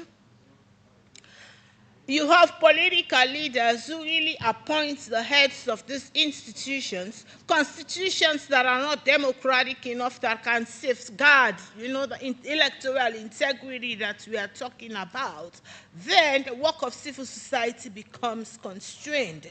And then when that is coupled with the role of who I call the Latter-day Saints, those civil society who are seeing the space as a readily available platform for doing business, the political entrepreneurs, as he says, then the situation becomes problematic. And worse so, the cyber attacks being targeted at some of us to the extent that physical attack and death threats are part and parcel of the way civil society is being viewed upon. You see, unfortunately, we are now being branded as the people who are disrupting the state. So we really need to look at what is it that civil society has to offer in a situation where the space has shrunk to an extent that even the citizens are confused as to what they really want. And so the political leaders are on a league of mobilizing against civil society. But you see, I don't want to end in a very somber note. What I really want to, that's why I have so much faith in the extent to which we are networking in the region, the extent to which we are networking in the region so that we can find support and co-create new ideas and strategies as to how, for example, we can look at what ECOWAS has to offer, what we can do as civil society, the entities that are still true to the cause, because there are a number of rogue entities masquerading in the various countries. So those entities that we know are true to the cause, what can we do at the moment? And equally so, what values in terms of capacity and training we can hand over to the next generation to keep the dream alive. Because in the final analysis, no society can prosper without a group of citizens ready to defend the rights and progress of that particular country. Thank you.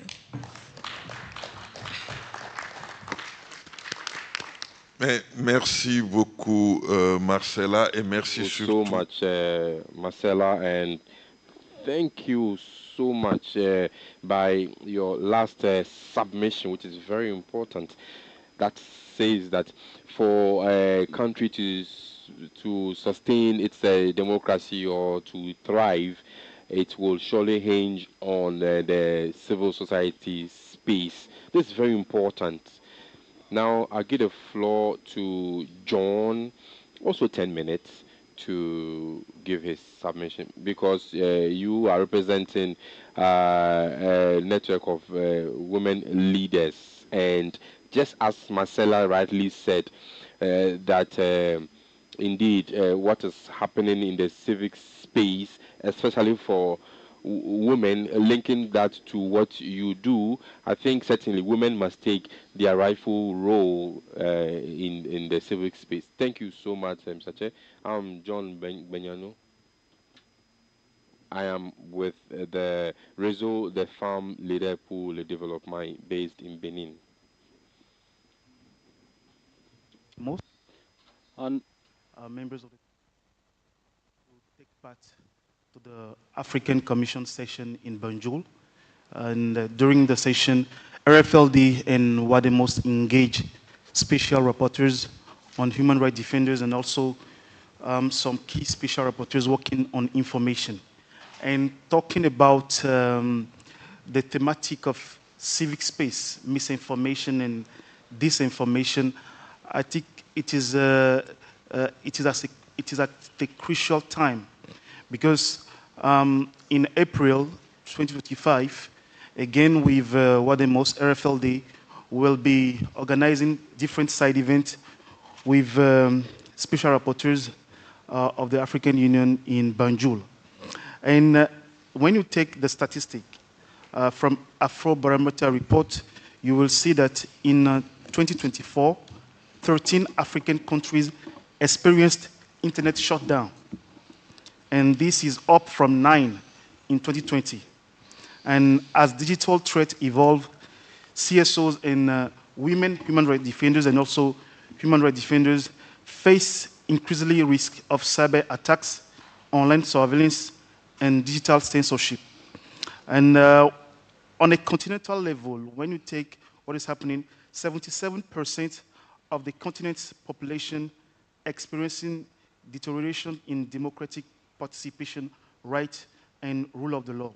And we have also seen, Bademos launched a report in Banjul last year, in November, and you could see from the West Africa perspective that authoritarian regimes have maintained their hold on power by exploiting legal loopholes, weakening opposition parties, and manipulating electoral processes. And what is very alarming is that the resurgence of coup d'etat and regime changes. When you take Africa, for the past 5 years, we have gone through different coups, and a lot of this has happened in our region, West Africa, and from Francophone region where I come from. And what is en français, we say entre guillemets. In fact, between brackets. Yeah, in bracket. Thank you, President. In fact, public dissatisfaction is growing as fewer people believe that their countries are truly democratic. And you could see that just 1 in 3 Africans, down 5 points from years prior, according to 2023 Afrobarometer report, despite remaining committed to the idea of democracy. And this disconnect between governance trends and public aspirations highlights an urgent need for reforms to prevent further democratic erosion and restore confidence in political institutions. And when you take human rights group that we represent and CSOs, you will also see that they have been facing increasing risk from malign information, misinformation, disinformation, which undermines their credibility, erodes public trust, and fuels societal division. And you will see that these tactics, often state-driven or politically motivated, are designed to disrupt advocacy efforts, weakening civic engagement, and endanger the safety of human rights defenders.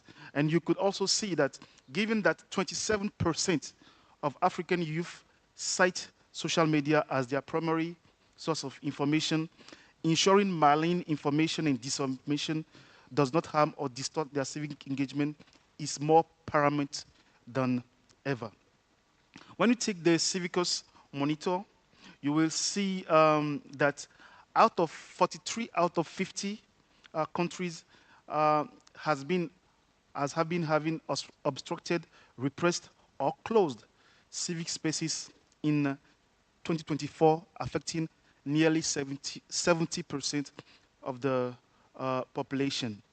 And you will also see that attacks on media freedom pose a significant threat to civil society. One of the examples I will give, we now have a new US administration, and you will see some of their officials threatening and characterizing NGOs like terrorist organizations. We have seen that on Twitter, where Elon Musk has said, for example, that USAID and some organizations working in different countries are terrorist organizations. They fear The fear of that in different fragile democracies, when you take especially the Francophone region, is that I'm fearing this, but time will come and we could see some states targeting specific organizations like terrorist organizations because they are going, they are not following their agenda. The strategy used today in my country, we also have it, the digital code, and in brackets, digital code. You will see that many African countries today, West African, have what we call the digital code or the digital act. And this is used to criminalize the publication of false news, allowing authority to prosecute and imprison journalists for content deemed harmful, maybe to the public or to the military morale. And such law undermines civil society ability to use media for policy advocacy and democratic oversight. And we also see that media polarization further exacerbate the issue, fueling political division and democratic backsliding. And we have also seen that state-level policy instruments have not kept pace with the rapid adoption of digital technologies and their impact on the democratic process. And many governments have expanded their surveillance capabilities, often under the guise of national security, leading to increased monitoring of political opponents, journalists, and activists. In fact, a recent Freedom House study revealed that people were arrested, imprisoned, or detained for online speech in 16 out of 17 African countries that I will not be citing because of time going in. What is the opportunity that I'm seeing today when you talk about disinformation, misinformation, the shrinking of civic space? The first opportunity, because Wademos is going now in its next phase, in its coming year, probably next year, there will be a new phase of Wademos project. I believe that in its next phase, Wademos must implement monitoring system to track malign information trends and develop pre-bunking strategies to counter manipulative narratives by working with a broad coalition of actors, including digital rights groups, grassroots movement. We believe that it will bring a secure, open, and pluralistic information space, reinforcing democratic norms and civic engagement to ensure an open civic space and strong civil society. The second one is to reinforce and ensure that CSOs, women human rights defenders, youth defenders, creatives, and content creators have the resources and protection needed to engage in democratic discourse and advocacy safely. And as the trend is changing every time, I believe that some organizations are already doing it, but with the shutdown of the US aid, I think cards have been realigned. And I believe that Wademos also in its next phase could think about a hub group for maybe journalists, bloggers under arrestation to be reallocated in different countries where they will be safe.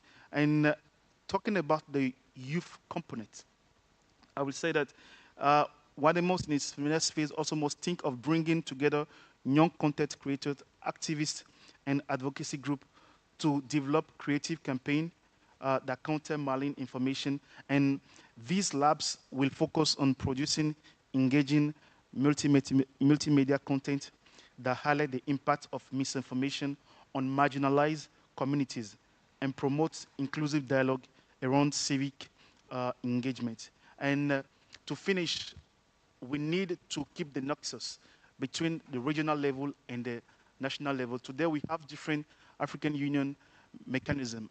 RFLD, our organization, we are a member of the working group of the human rights defenders, which is represented by the chairperson of the African Commission. we believe that we need to hold these mechanisms to see how we could leverage and help the different organizations working at the national level.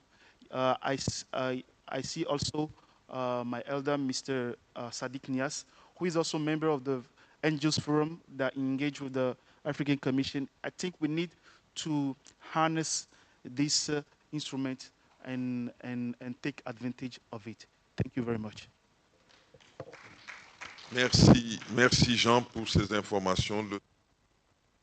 For this information, indeed, we are really pressed with time, and I can't do a summary of your presentation. But let me give the floor to Fatunde, who is representing the youth, and she will tell us what the young ones are doing in their space. Maybe we'll have 7 minutes, just 7 minutes, because we are pressed with time. Thank you very much. Good morning again. So first, I would like to start with one of the things he concluded on about what Wademos can do to ensure that we bring more young people on board using their expertise and contributions in promoting democracy, human rights, and rule of law.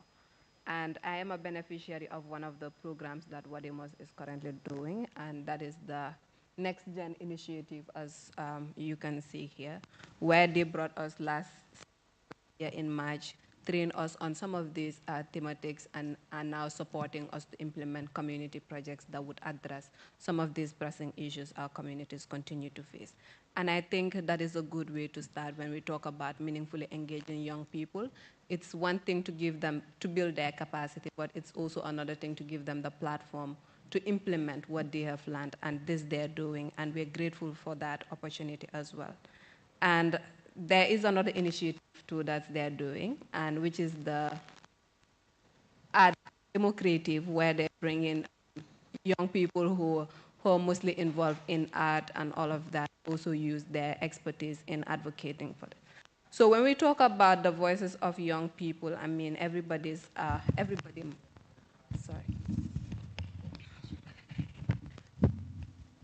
In every corner of the world, to be precise, young people drive positive impact and change towards a more sustainable, just, equal, and peaceful world. And in Africa, to be specific, according to one of 53% of West Africa's population, and this means that we are a lot, we're more than everybody. So it is important that we are involving more young people when it comes to promoting democracy. And this is something we continue to see because we have a lot of civil society organizations in Africa that are youth-led. And the protection of young people's rights in civic spaces is very crucial because young people are often exposed to a lot of challenges when they're talking about issues that continue to affect them. First, young people are continually perceived as perpetrators of violence in most communities and countries, right? And this is because they believe that the issues of youth unemployment, the issues of substance abuse, and most of these are mostly done by young people, and because of that, they tend to be very, very violent. But when we look at it from a positive side, aside from all of these issues that young people continue to perpetrate in society, they contribute meaningfully when it comes to our different national developments.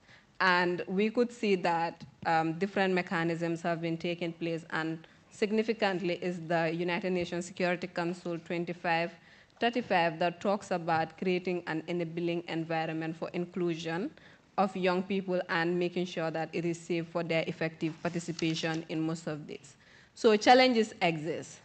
And one of them is when we talk about restrictive laws, for instance, that affect the work that young people do, because in most countries, when young people organize themselves to protest, even in a peaceful way, they're seen as, they just perceive that it's going to turn violent eventually. And I think if they're given the chance to talk about issues they face, we're going to see significant changes. We can take example of Nigeria when we were doing the End SARS movement and all of that. I saw a lot of young people online who were using social media positively to bring most of the issues that they were facing on the limelight. And this is something very crucial. Aside from that, even the Galamsey that was happening in Ghana too, I saw a lot of young people involved in the process.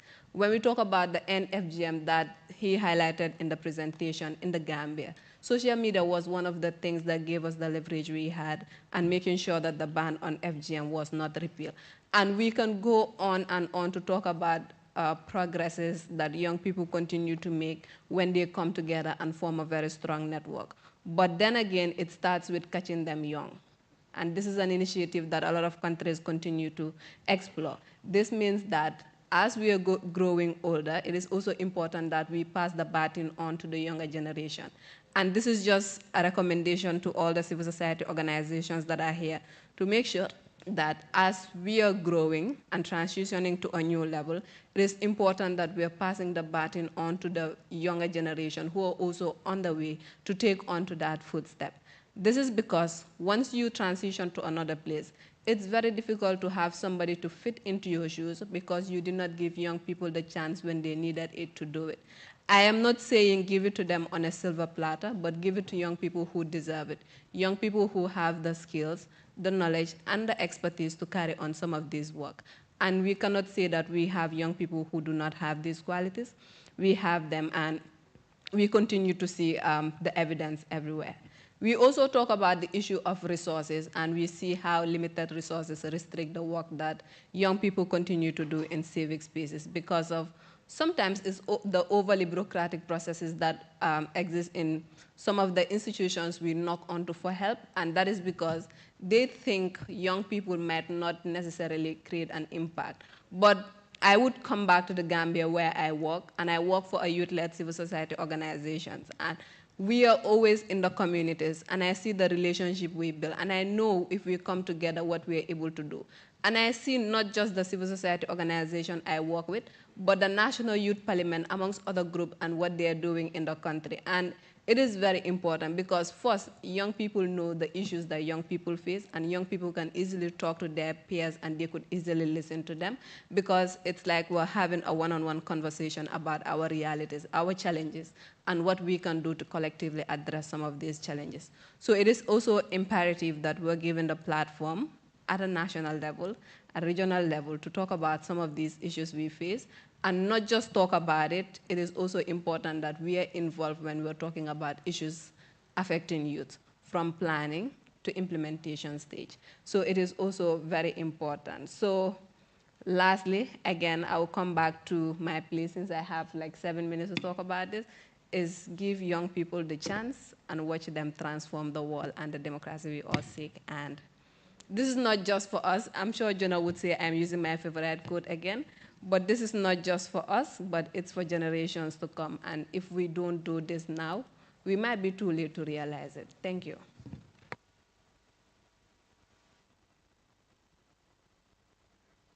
Merci, Fatou. Thank you, Fatou. In fact, it's been a pleasure to hear and to see you do your submission touching on the youth in Africa, and more specifically youth in West Africa. Dear colleagues, we've had a lot of presentation, but unfortunately, we would have just about 20 minutes for the Q&A actually. So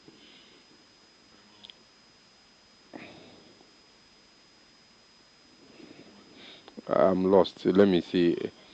Now, in order for us to make sure that we don't leave anyone behind, I would humbly request that the interventions must be as short and precise as possible so that we can have enough hands. I see this. I see Mr. here. I see Mr. Chair. Please raise your hands properly and then I'll give you the floor. Mr. Chair, please. Do you want to say something or do you want to take the floor?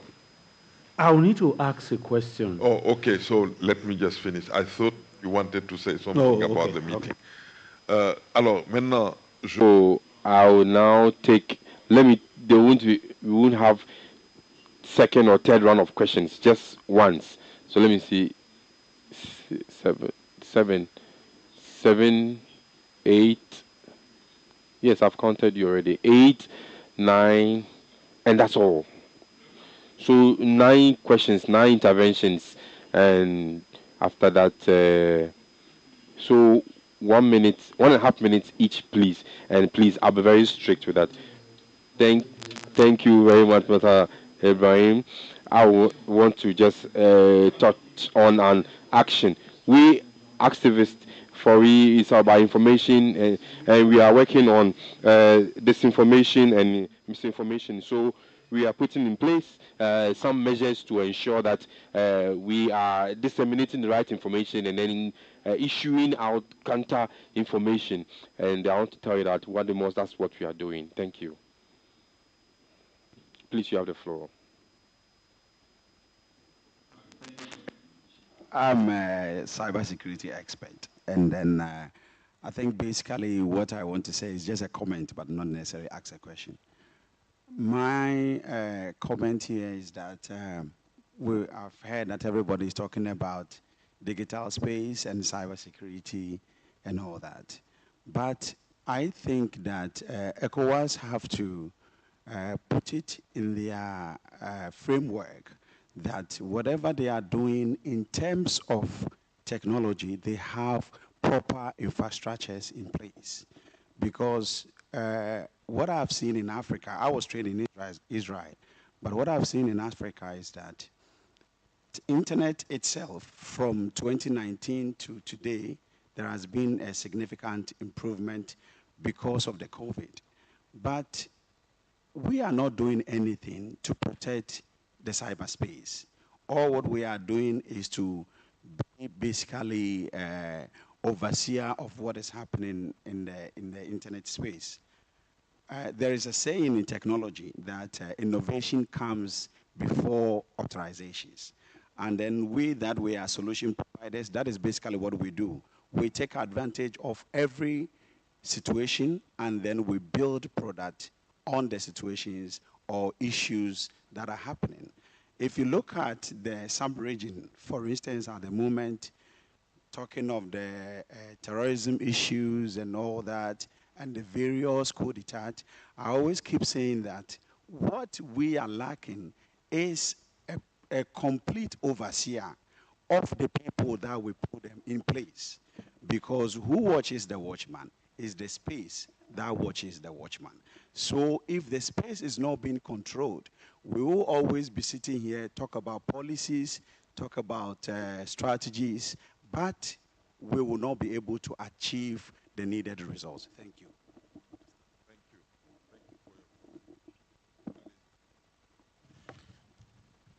Merci, Monsieur le Président.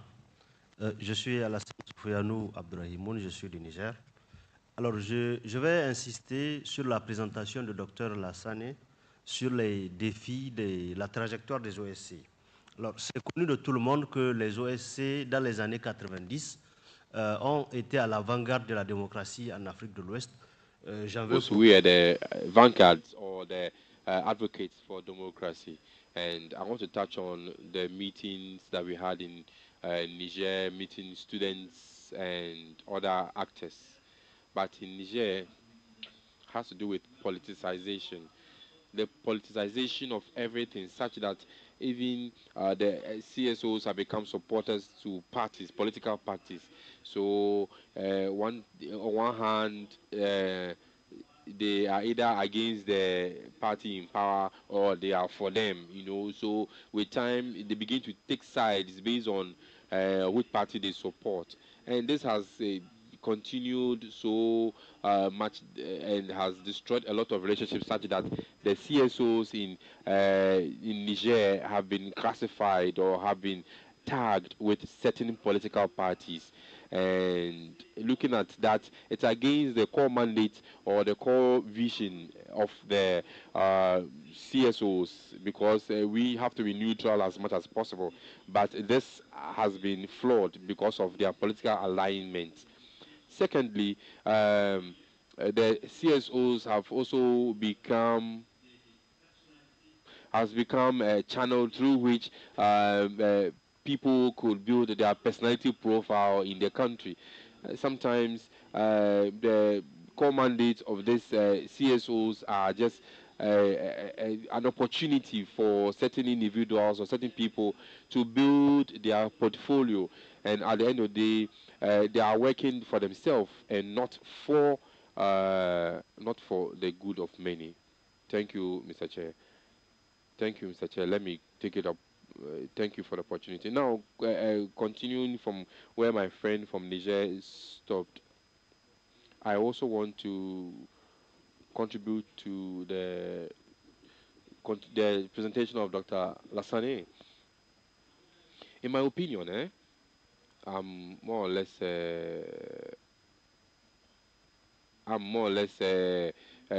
giving my submission based on the civil society as an institution and as a political party, so to say.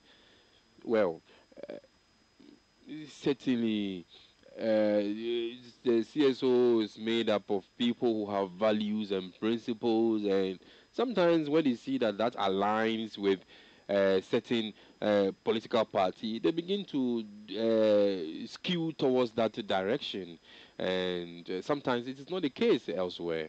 But like Guy Kam has said, what he did was an excellent thing. So, what Fadel Barrow also did in Senegal, all was to safeguard the democracy. But despite the fact that there were some challenges that were linked to that. In Burkina, for instance, currently as we speak, well, so to say,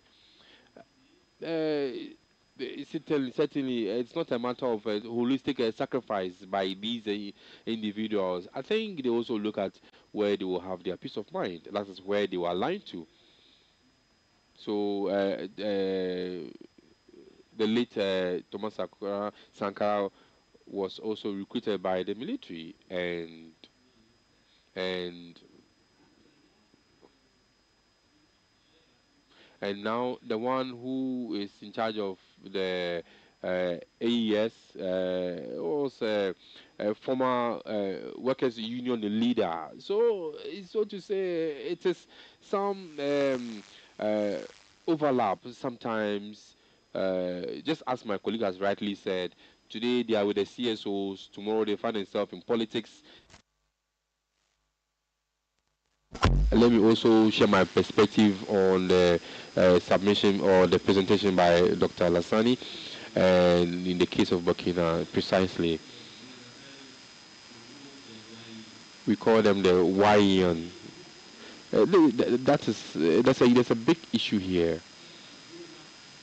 We don't have any demarcation or a clear line between what they do and what they are supposed to be doing with the citizens. Please, the microphone.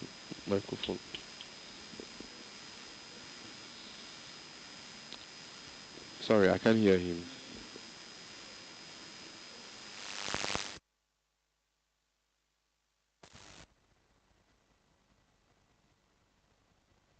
I appreciate Dr. Lassan for the massive work done. I first had reviewing that paper while as the director of CDD West Africa, and I was really impressed by the amount of work there, and also then appreciated the challenge that we have on our hands.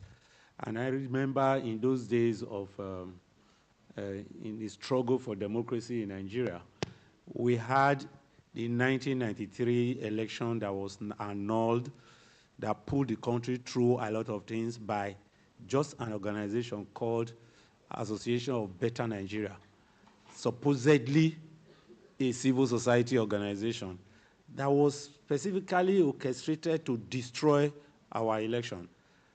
In the course of court cases that emerged after then, it became open that even the organization was not even legally registered.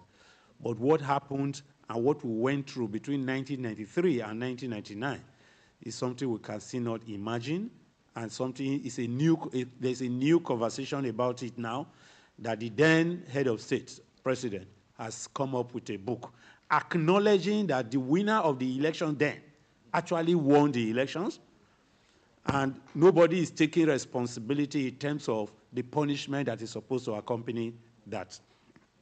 But there is something he said about Afrobeat and rap. Excuse me. I really want to draw your attention with this.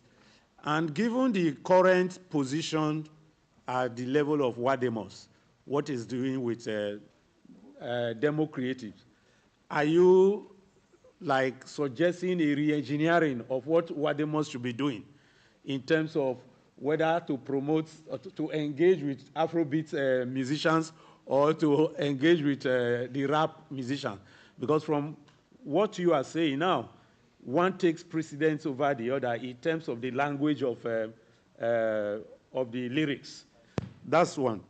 But I think the presentation on misinformation and disinformation, I really appreciate that.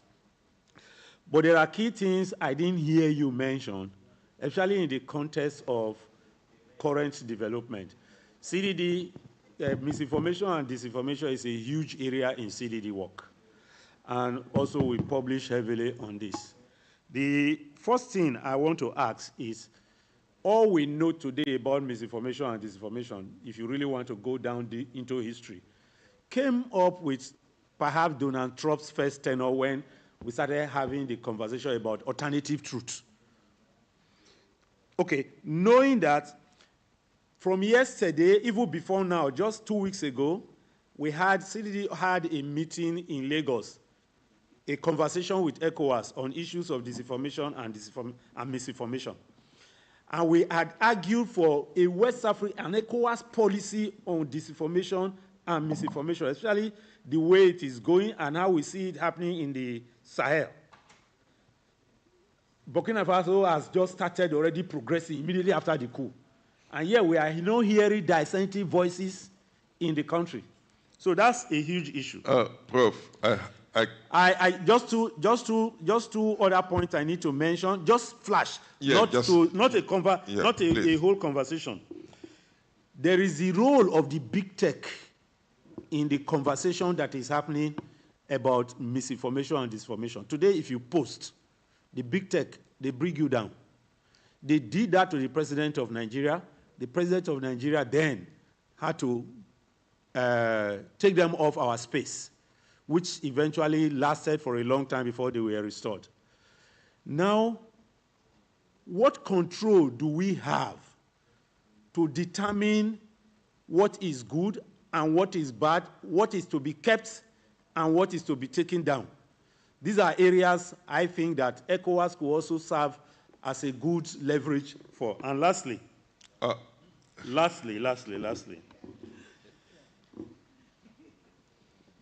is there a need for us to think of some counter-cultural penetration with respect to what we get on misinformation and disinformation? Still taking our attention back to the issue of getting ECOWAS to also promote a regional policy. Thank you. Merci. Je suis obligé de... Thank you. I'm obliged to always interrupt because we are pressed with time. And indeed, by this time, we should have been in the second session. And this is a case, we even have a coffee break. Thank you. I'll be very straight to the point. I want to first of all begin by congratulating Dr. Lassane for the research and the findings, and also ask when he spoke about when he said that the CSO have not really played a key role, have not done much in the democracy space. I think it depends, because when it comes to Senegal, most especially the women group, I think they played key roles and they fought for gender equality and to make sure women have their rightful space at the decision-making table. We also had certain organizations or CSOs that have participated in the democracy drive as far as elections are concerned and other space or domain. Now, when it comes to youth mobilization, we have Ballet Citoyen. That is one of the CSOs working day and night in democracy. But however, I didn't see or I didn't hear much about other youth groups that were also set up on the same that have the same mandate or vision. Talking of journalists and other minor groups. But I agree. But wait, just before I lose my speaking right by the chairman of this session, let me at least say or ask that how is it possible or what are the measures that are put in place to translate the findings into the realities on the ground? Because if some of these findings could be translated into lasting policies or solutions to mitigate the situation or the problem, I believe that gradually we will gain grounds where we have to. Thank you so much. Thank you.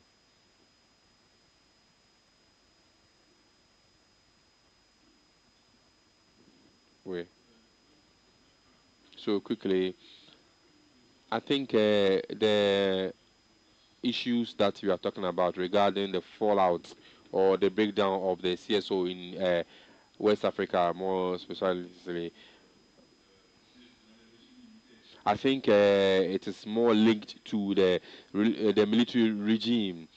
But let's not forget, let's not take off our attention from the civil regime also. There's different or many forms of Angotanism that are geared towards journalists and other CSOs that are working in the democracy space that are under threat by the civil rulers as well. The second thing also we are going to talk about, or I want to talk about, is in the authoritarianism and lateralism, where it has to do with what role, what are the values that we can negotiate as CSOs at the decision table.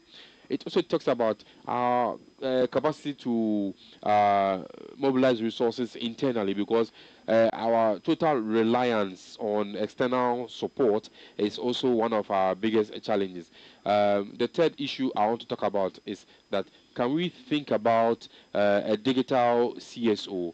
Because currently the influence of the military rule in the Sahel region has been so successive because of the physical contacts that they've had. But if you have digital CSO or CSOs that are digitalized or digital, it becomes a bit difficult for them and easy for us as we break barriers to reach far communities. Thank you so much. And so in summary, I'll be very quick. I think this issue is really a big thing, misinformation, disinformation, because what has happened lately is also that social media has been monetized, the commercialization part of it. And so you see a lot of traffic on social media, and especially among the young people, because they know that if I use as much content, if I push as much content as possible, I'll be paid. So my question is that in trying to push as much content as possible and trying to move as much information as possible, you see them posting some of the things that are not right, and maybe information that is not correct.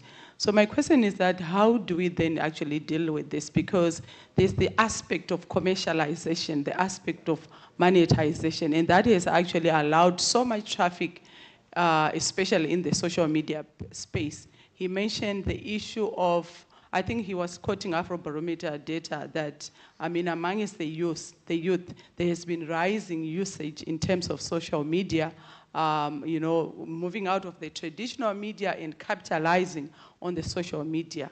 And the aspect of monetization, the aspect of commercialization, and then how do we sort of curb the disinformation in line with monetization and commercialization? Thank you. Si, essentiellement en commentaire, je crois que les éléments du diagnostic ont été particulièrement bien relevés par les différents présentateurs, M. Al-Hassan sur la désinformation, le Dr Ouedraogo et les autres. Je voulais, moi, surtout revenir sur les contraintes juridiques qui peuvent rendre le travail de plus en plus difficile, parce que dans plusieurs pays, ce que les régimes font maintenant, c'est de mettre en place de nouvelles lois qui contraignent. I think we first of all have to look at how states or institutions are recognizing the efforts that are being brought on board by the CSOs.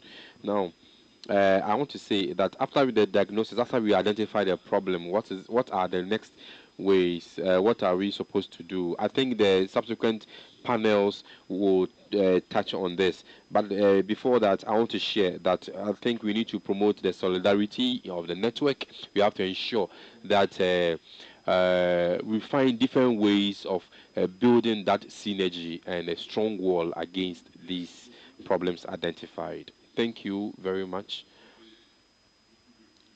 You see, I know you have burning questions, and I know that you can't answer all the questions, but look at those that you see to be very pertinent, and then give the response to them. Now, I'll start Alassane, and then to the rest, and then I'll end with Professor.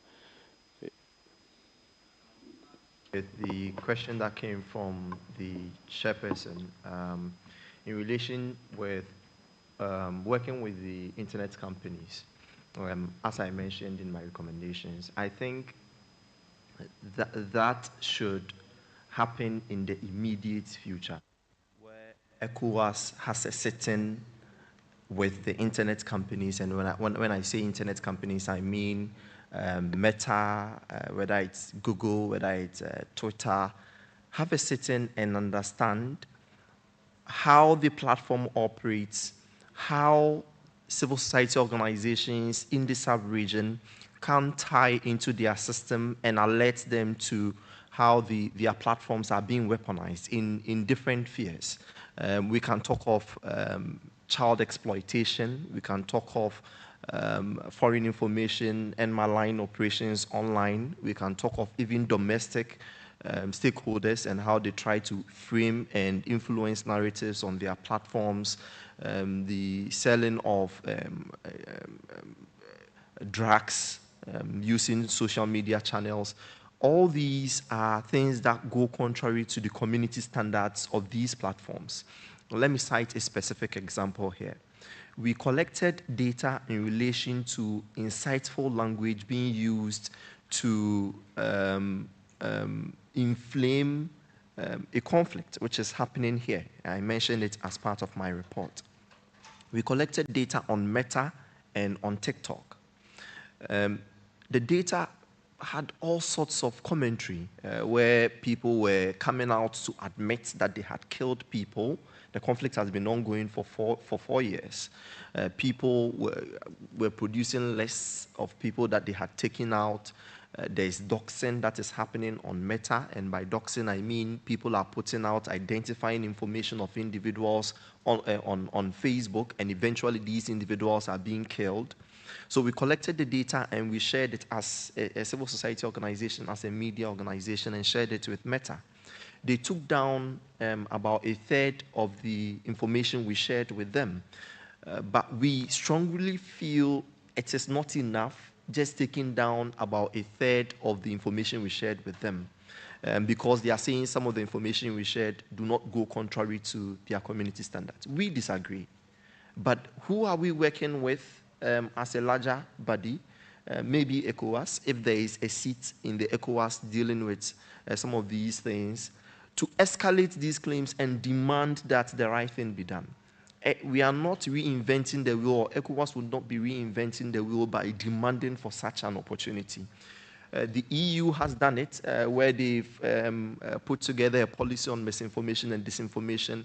They are surcharging these platforms if they do not do the needful, working with IFC and verified fact-checking organizations. They've actually gone a step further, where they've kind of put together credible fact-checking organizations that have principles and codes of conduct in putting together their reports, and they are empowering these organizations to be more effective in dealing with these internet platforms. So I think it is a non-starter. There is the need for something like that to happen. But the tricky bit about doing this, particularly on the African continent, is where political stakeholders try to exploit whatever relationship that is set up with the internet companies. And here I would want to cite an example. We were invited to the table by the Ghanaian government, the former government, when they wanted to put together a framework to deal with misinformation and disinformation in the lead up to the Ghanaian elections. And we made it clear to them that such a policy must not be government-led, because we are concerned that it might be exploited by the political stakeholders. Similar thing has happened in Nigeria with their dealing with Twitter, where it is very important that civil society actors come together in leading the conversation when it comes to policies to deal with misinformation and disinformation, and not the government. So that's where the other bit comes in, where we would have to highlight that ECOWAS has to lead the way, but work with civil society actors to ensure the right thing is done. Now, I would want to respond to the question that came up about monetizing information online, and how because of that, people are only churning out content, and sometimes they put out false information. I mentioned from my presentation that when you look at the Duke Reporters Lab database of fact-checking organizations in the sub-region, there are about 16 of us, 16 fact-checking organizations trying to counter misinformation and disinformation. But only 3 of us, I think one or maybe 4, two in Ghana, or maybe 5, 2 in Ghana, 2 in Nigeria, and 1 in Liberia, that have successfully become signatory to the International Fact-Checking Network Code of Principles. And you need to become signatory because the Code of Principles guarantee some standards which you would have to abide by to be recognized as credible, so you can work with the internet platforms. So you can have direct relationship where you are able to escalate claims to these platforms for them to reflect on and take action subsequently. So I think these fact-checking organizations are doing some incredible work. Last year, we helped in organizing the African Fact-Checking Conference, hosting, I think, about 100 organizations across the continent in Accra, basically to reflect on the standards we do our work on, and how we can better be more resourceful in the work we do. So some organizations are doing some work, but there is a lot that has to be done. And I think Wademus would need to step in and collaborate with some of these organizations and continue with the incredible work.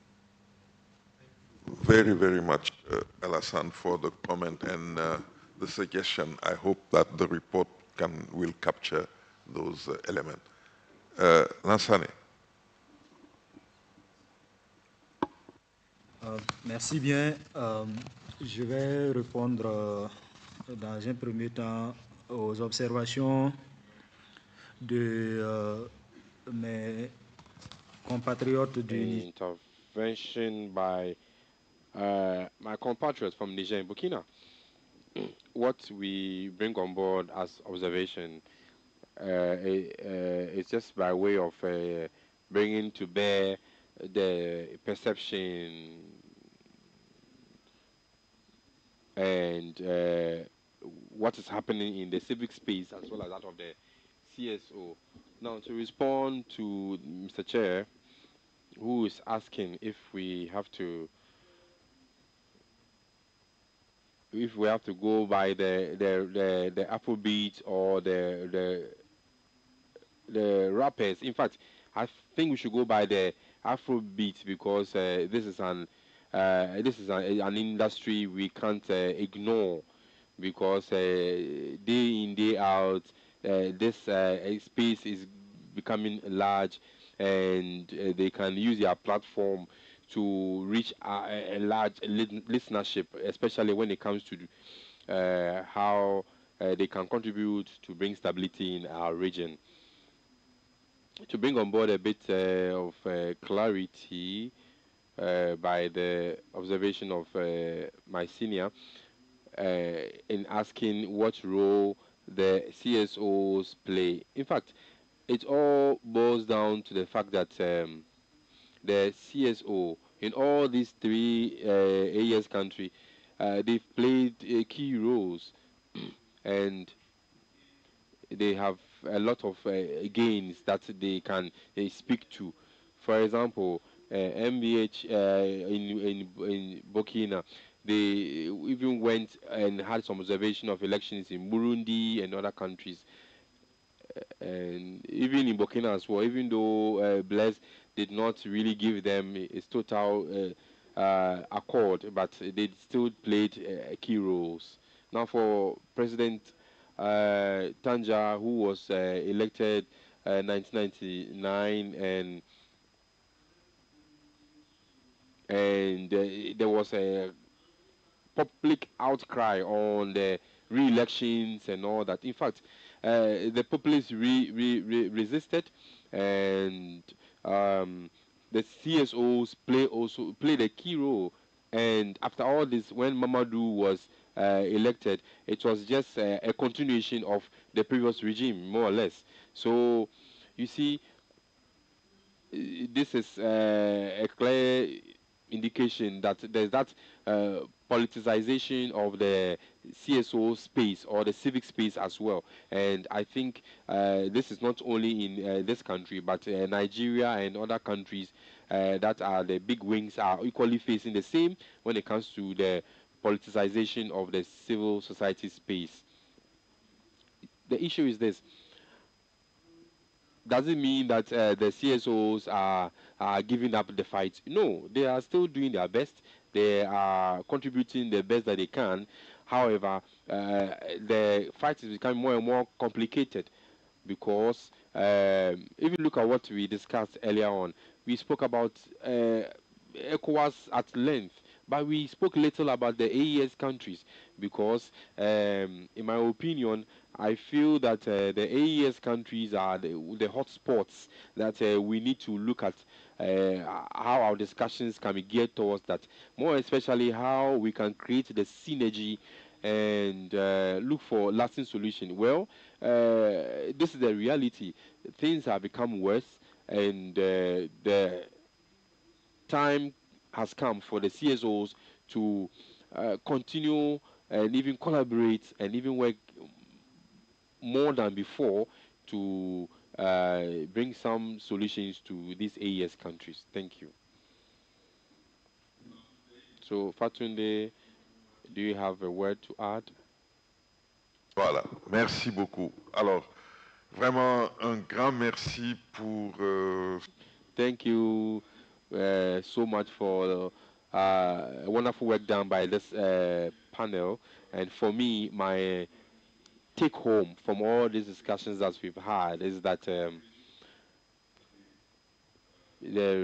our sub-region is gearing towards a gray area where we will end up not having any control about anything, especially when it comes to information. We are gearing towards a gray area where the normative or the narrative that is happening within the space, within the sub-region, when it comes to information, we are more or less experiencing more of misinformation and disinformation. And this is a clarion call for all of us to put our shoulders to the wheel, because we need to fight this canker and ensure that we have a holistic management of all this. Because currently, as I speak to you, the civic space is really transforming rapidly, and the status quo or the usual norm must also change, and the CSOs are called upon to look at how they manage or how they carry out their activities and the possibility of aligning with the new normal. Again, the question is, what is the relationship between the CSOs and then the state institutions or the powers or the government in place or the government of the day? Because sincerely, sometimes when we are in the CSOs, our demeanor or the activities we carry out are different. The moment there's a political alignment, we also change the way we do certain things. Now the question is, there is some financial implication by that the CSOs must face, and sincerely the state is unable to support, and that is why we always have to go out for external support from other powers, and it is the same everywhere, and sometimes we have institutions like Wadimos and others that are trying hard to ensure that we are self-sufficient within our space. But this fight is not only for the CSOs. Mr. Chair, I think looking at the fact that we don't have time on our side, I humbly request that we can't go beyond 50 minutes for the coffee break, and we have to come and resume the second session of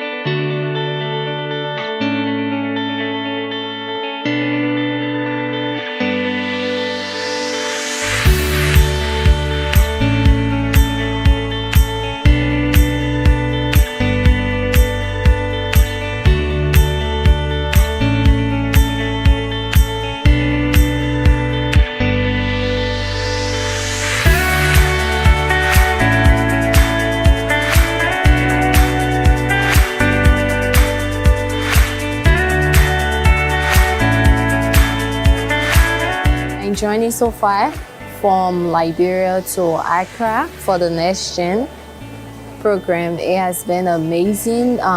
My flight was smooth. Everything was okay and I really enjoyed my time. Alors, mon expérience a été lors de ce déplacement que j'ai adoré le voyage. C'est ma toute première fois au Ghana, si je peux le dire ainsi. J'ai vraiment aimé le paysage. I can't wait to see how everything else unfolds for the rest of the days, and I can't wait to even interact with everybody else. The West Africa Democracy Solidarity Network, termed as WADEMOS, is a regional initiative of the Ghana Center for Democratic Development. It was launched in response to democratic reversals and recession in West Africa.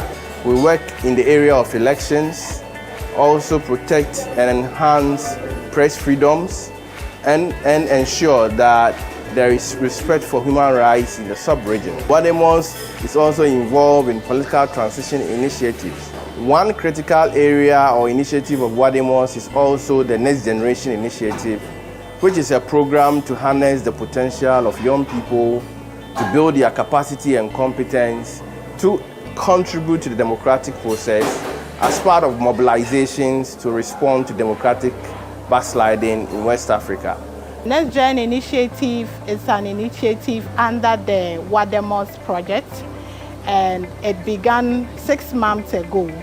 Today we have in our midst participants from 12 West African countries, both young men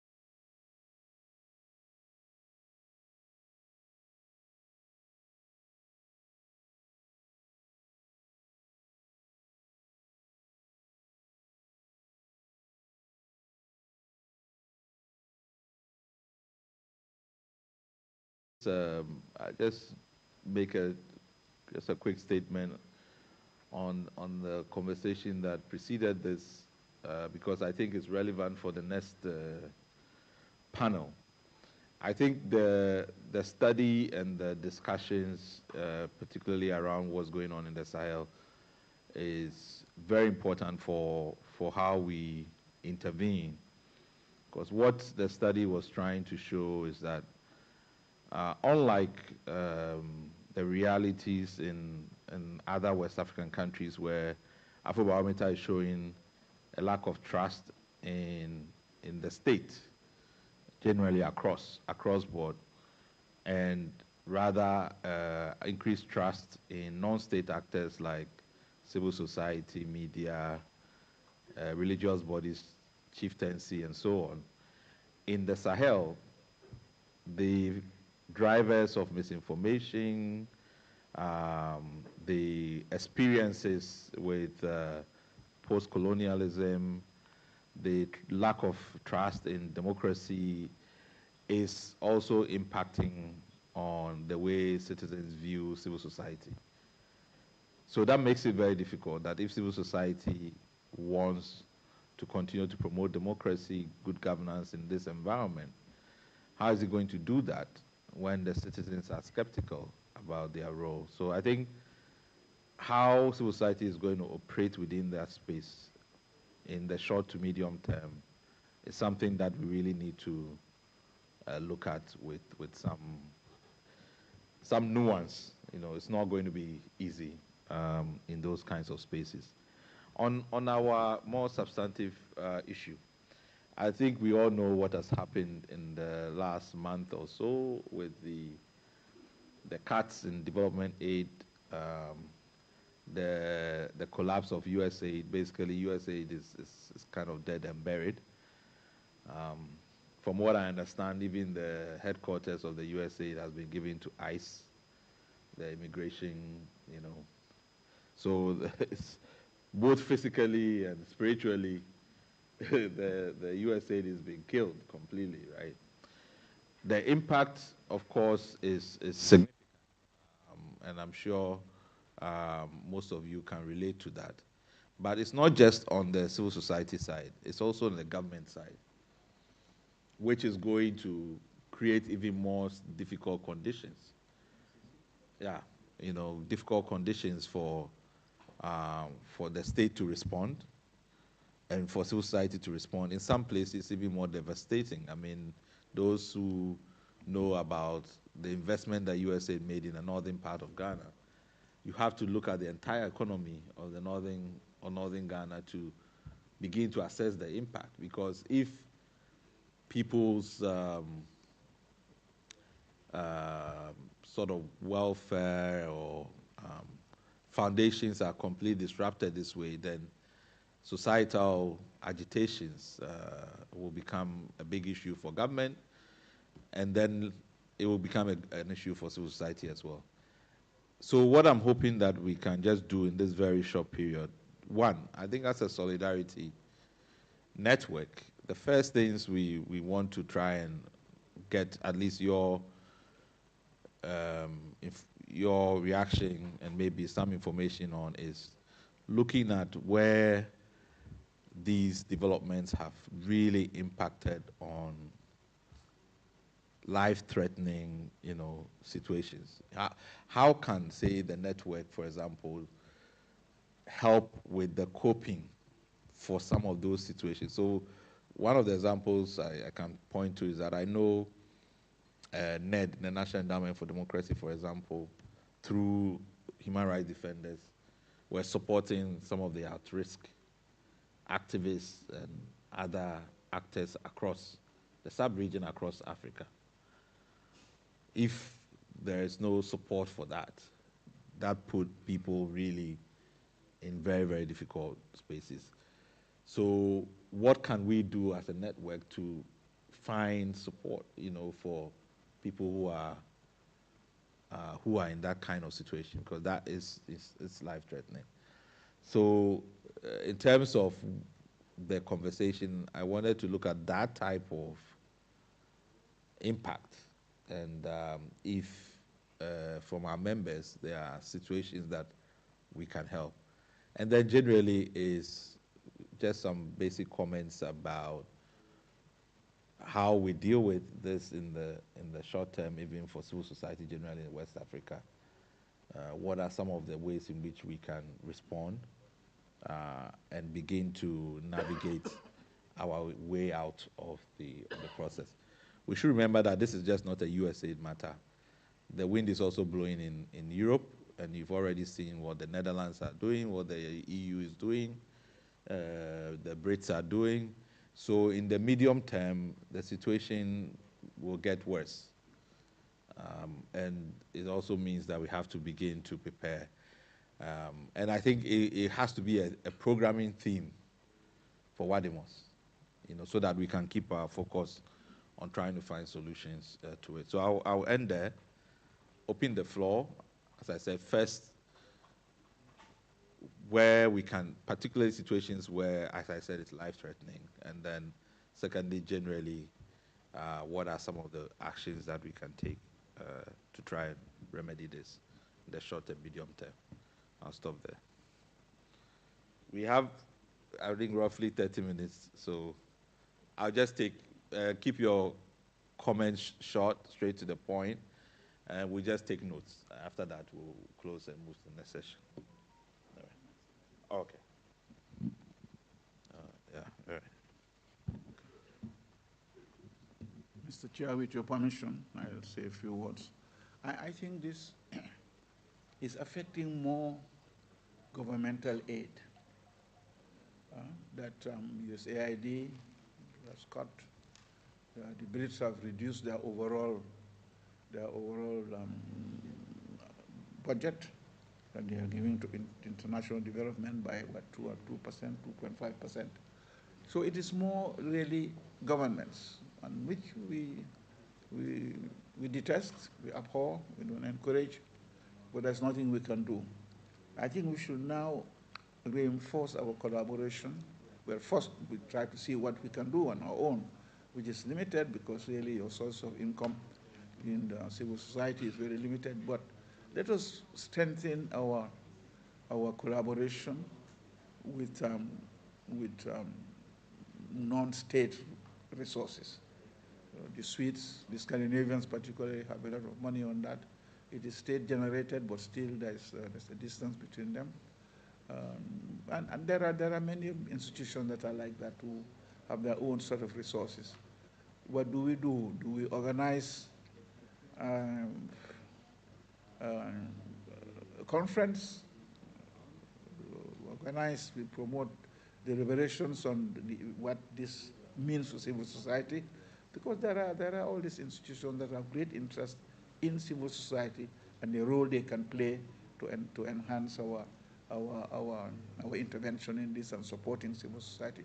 So start informal discussions and interactions, and eventually we end up by having a series of, because a worldwide conference would not make any sense, but really do that and have a series of interactions and discussions on some of these institutions that we feel can continue to collaborate with us, not with all the resources, but really to keep the dialogue going on the need for civil society, how we continue to strengthen civil society, and the role of civil society in pushing democratic trends and so on in our part of the world. So I think all of us should get together and do that, either meet a formal meeting or online, start online discussions. And this, you can, Wadimos can initiate that. Wadimos, CDD, and you just see how we put this on the front burner in terms of, if not really the impact on our activities and what we do would be devastating. I tell you, this is just the beginning. But if all these other sources dry up, I tell you, we are all in trouble. Let me stop here. Thank you. Yes. More. Okay, James. Thank you. Thank you, Dr. Kojo. And thank you, sir, for those comments.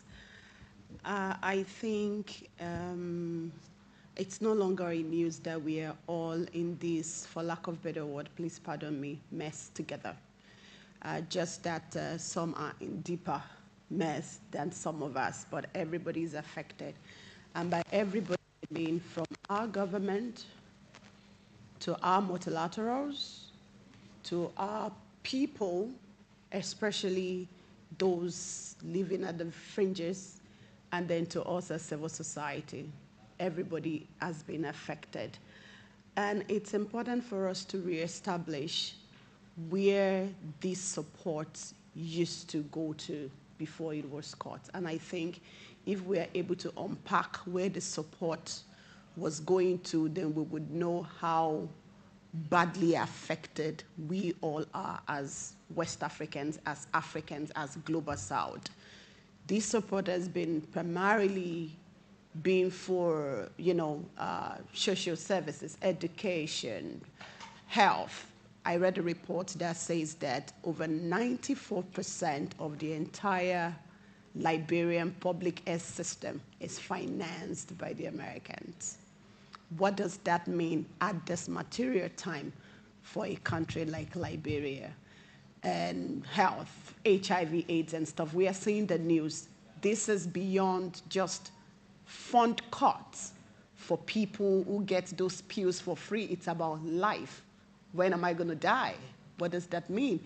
And when we look at the support that goes into humanitarian support, IDP camps, we are not all there. So we're sitting in these beautiful rooms inside air condition and discussing this. There are people on the ground that are badly affected, right?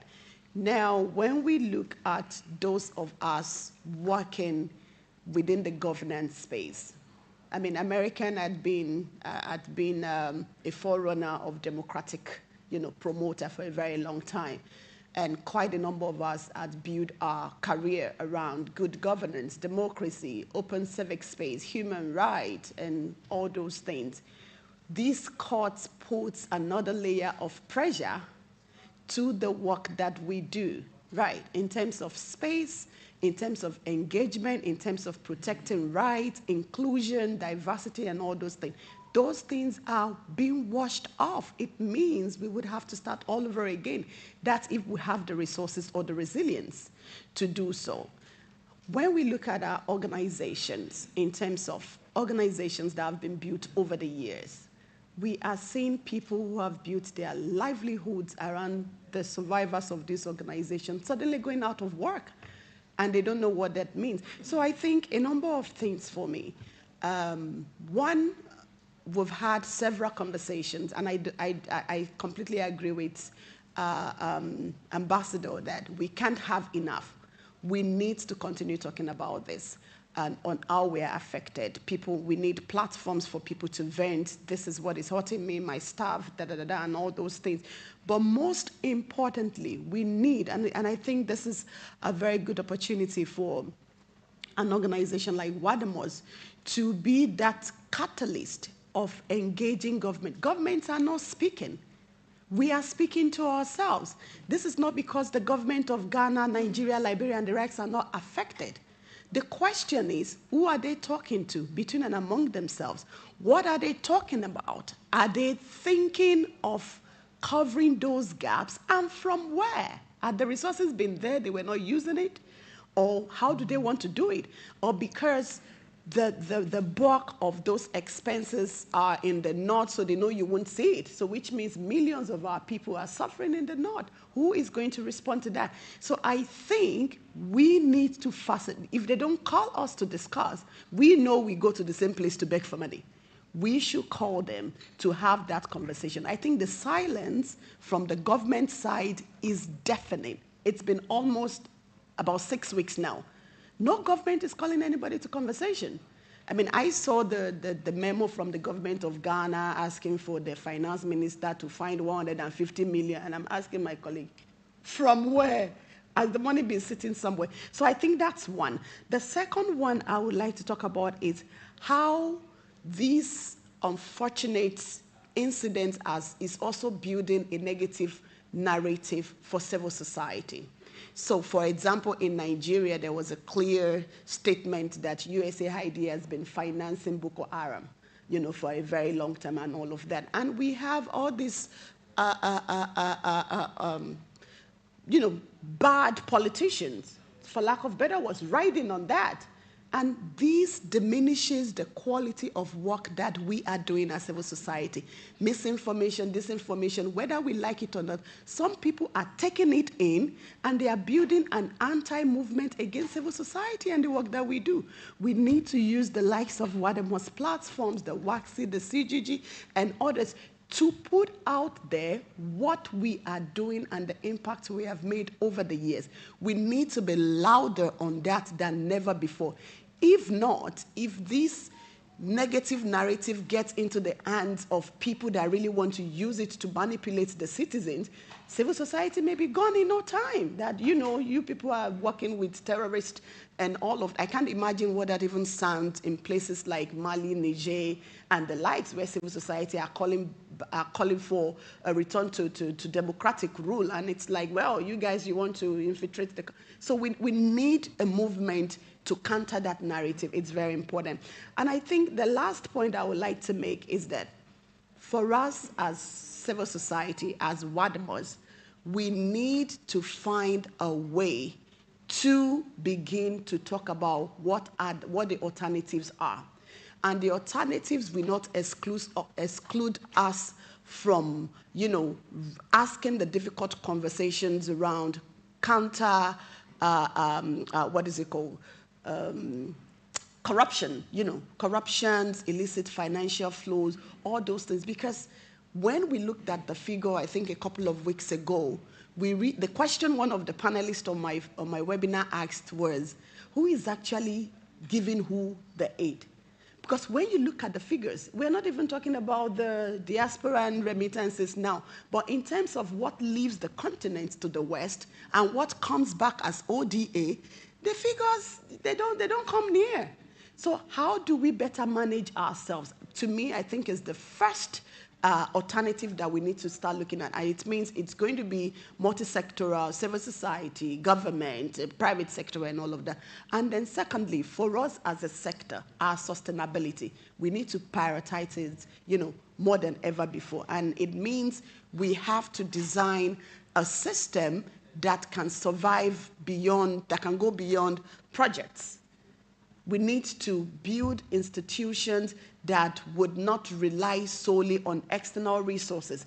We need to make our intervention people-centered. And believe me, whatever people believe in, they will put the 1 cedi, they will put the 2 cedis, the 10 leons, the 5 liberty, they will.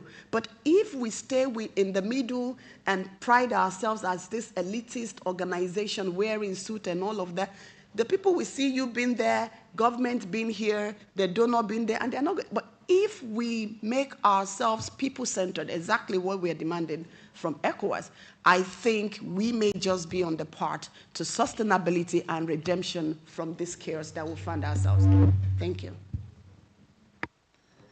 Okay. Molara has spoken for a lot of people, so I'll come to this side. So I'll take you, and then I'll take my brother from activist. And then I'll come to this side.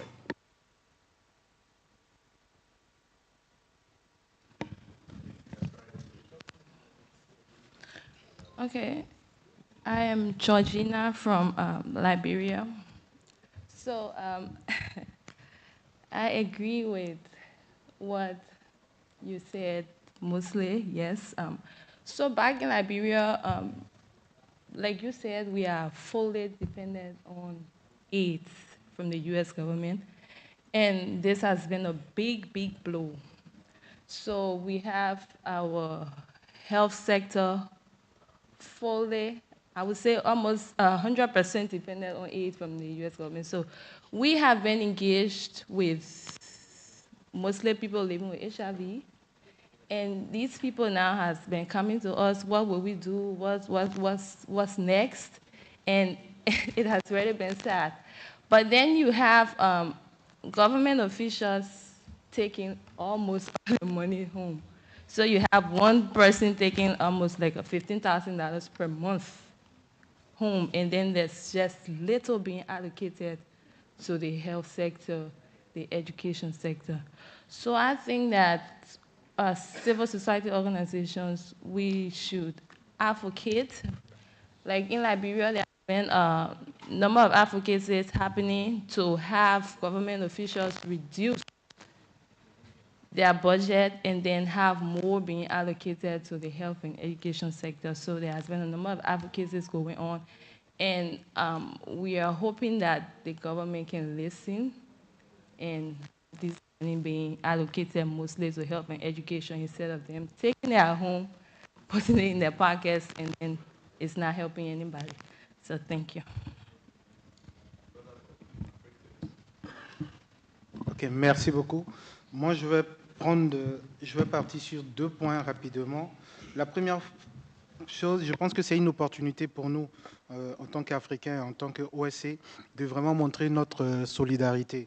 Et je pense que what the most, on pourrait mettre en place une création de fonds communs dans lequel nous allons voir comment mobiliser des fonds pour mettre ensemble et en fonction de cela, dispatcher cela en fonction des organisations qui sont les plus dépendantes. Je pense que c'est le lieu aussi entre nous, organisations de la société civile, de voir comment on peut s'entraider. L'entraide, ça peut être de manière financière, mais ça peut être une expertise. Parce que quand j'envoie quelqu'un, un technicien dans un autre pays, c'est normalement, on devrait le payer et autres, mais on pourrait trouver des compromis de telle sorte que cette personne-là va de manière bénévole travailler et ça permet à l'organisation non seulement d'avoir une expertise, mais derrière de réduire le train de vie de certaines organisations et autres, parce que si on devait payer cette personne, c'est l'autre organisation qui supporte tout. Le deuxième point, c'est aussi d'appeler, et je pense que quelqu'un en a parlé tout à l'heure, la population à montrer le bien fondé de ce que nous faisons. C'est le lieu aussi d'appeler chaque organisation à être crédible, à être vrai, à être honnête, à être intègre dans ce qu'elle fait comme activité. Du moment, donc ça va faire que dans cette situation-là, quand j'explique à la population qu'on a telle situation et on demande une modeste contribution de votre part, ils vont le faire parce qu'ils ont déjà vu ce que vous faites quand vous n'avez pas besoin de leur aide. Je vous remercie.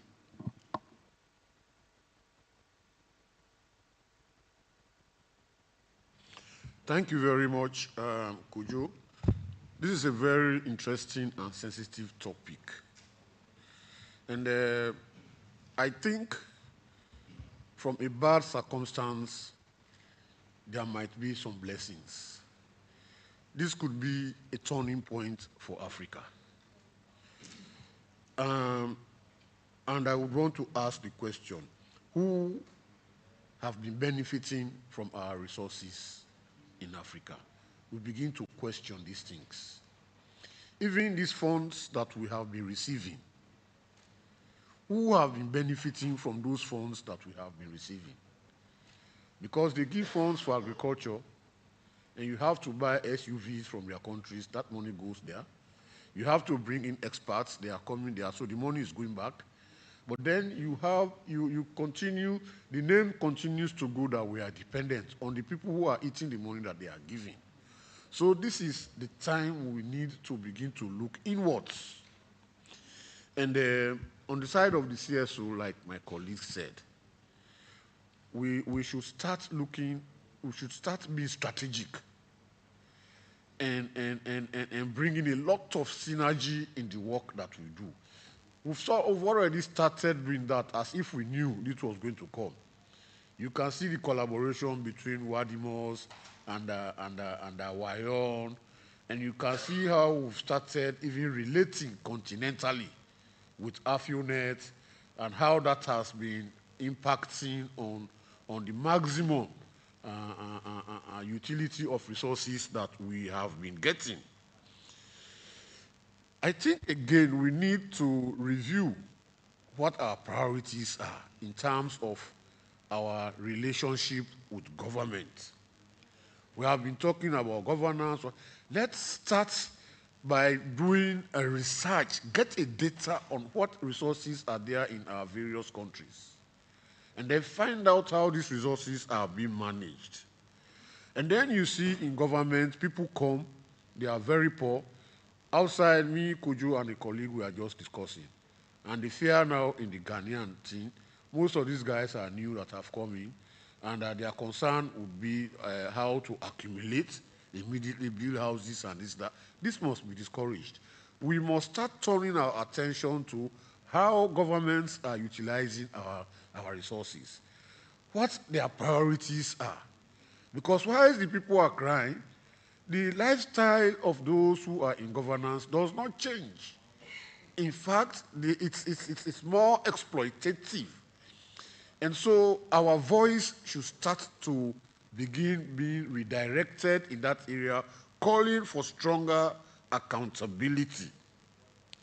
We also need to follow up on government on the reckless concessions that they give to these foreign companies who come with businesses, who are mining.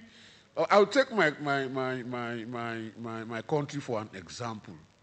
You mine gold, you mine diamond in my country, and almost nothing is remaining in my country. And upon that, there are these tax exemptions. We are not following up, we are not monitoring, we are being reckless about the things that are meant for us. And so the people are telling us our stupidity. So it's time we begin to actually look internally and see how we can tell them that we are really not stupid. And I've spoken about how we need some strong research. We need to refocus there and see, some kind of what are our resource bases, and how can we harness that. And also, we need to begin to call on our governments for regional integration. It's a long time ECOWAS has been talking about trade, has been talking about single monetary thing, but if you look individually from every country, we trade with these Western countries and the Americas more than we trade among ourselves. And they set the price for our own commodities, and we have no say in the price they set for their own commodities. This is what our regional and continental organizations must start, taking stronger action on. So that, let's be negotiating now on a partnership basis rather than from a superior and inferior standpoint of a relationship. I think that's my input.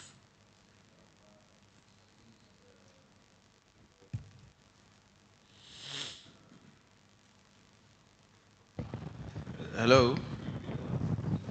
Thank you very much, Dr. Santi. I have a point of convergence with Reverend, but it's also another angle where I want to dissent. Because, thank you very much. And I'm leveraging on your point strongly, so it's good I acknowledge your contributions. If you look at civil society, there is an operational angle to our work, and that operational angle has been really impacted adversely with this suspension. And the fallout has been in some situations where you have experienced civil society actors and also colleagues we are all aware of losing their jobs. These are people who have been trained over time, who understand the nuances of civil society work, advocacy, evidence generation, policy dialogues. So the capacity already is constrained. And that is where we are feeling the impact strongly. But where I also converge with Reverend is that we need to amplify our work around demanding more efficiency in governmental operations, so that the monies that were going into support or complement government interventions around services like agriculture, education, we can still ensure and demand efficiency to get value for money and value for results. But civil society has been impacted operationally, and that angle we can't really lose oversight of. And as part of the response measures or mechanisms to try to find ways to address this problem, I will support the proposals for harnessing a lot more evidence. If across the ECOWAS countries, we can gather evidence to put out the severity of the impact and use that to maybe support the donor briefings or the donor engagements that Dr. Jana indicated earlier. I think evidence is the rule of the game. And we've seen that in social accountability, where when you have concrete, reliable, well-packaged evidence, there are a lot of them in the system, but as civil society, how do you package it in a way that you can get the needed impact, recognition, and relevance? Thank you.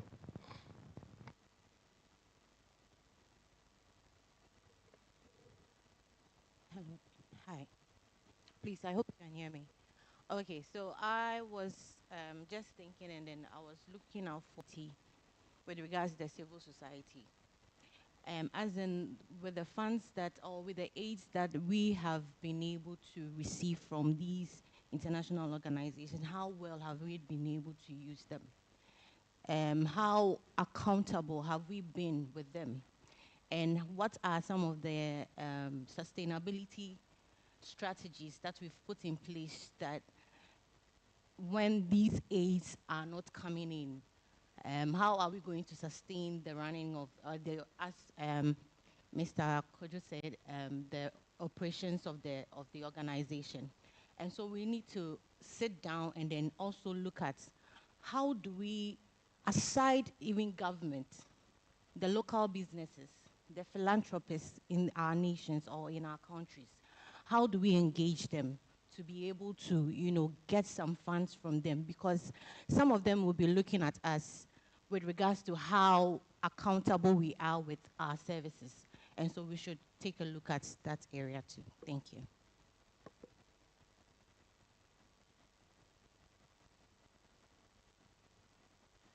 Yes, I think I'm really very happy that this is something we are considering at a conversation that is happening at our level. And I think one thing I want to first of all establish is the fact that until we are having this experience, I never knew that an American president could be this powerful.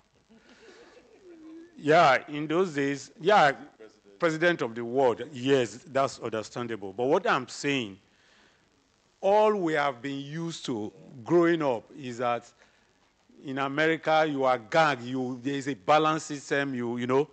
For a president to roll out 42 executive orders one day, and the bulk of them also contradicting the constitution of the country, is something that was really, that is really, really surprising to those of us. But again, I don't know how many of you watched this video where Uhuru Kenyatta was having this conversation with a group of persons and was like, it was almost like a mockery. Yes. That why are you guys saying this? That it's American money, it's not your money. Yeah. And that, for me, the major message I took from there was that it's about what Kenyatta, how he ended. So going, what message are you bringing out from Kenyatta's perspective? No. The message, at least what goes for me in that whole conversation was, rather than lament, why don't we sit back in Africa and take it as an opportunity? We convert it to an opportunity, what we consider a challenge. For me, that is the only message I took from there. I know some people were like, anytime he said they are hailing him or whatever, but that's not the issue. But for me, it's a challenge. How can we convert it into an opportunity? For Nigeria, I think I will be able to speak from that perspective. That happened at a time when Nigeria was considering the 2025 budget. And immediately, it ended up in another increase in the country's budget by $1 billion if you do that conversion. Because the funding from health alone, the HIV/AIDS and other thing, was such that the government had to immediately increase the budget by $1 billion. That is it. But again, I also know that at individual levels, I've had persons we rush to in some of these agencies when we are asking for funding that now are now writing emails to us, sending messages, WhatsApp messages, and other things that in case you have consultancy, in case you have a job, you get it.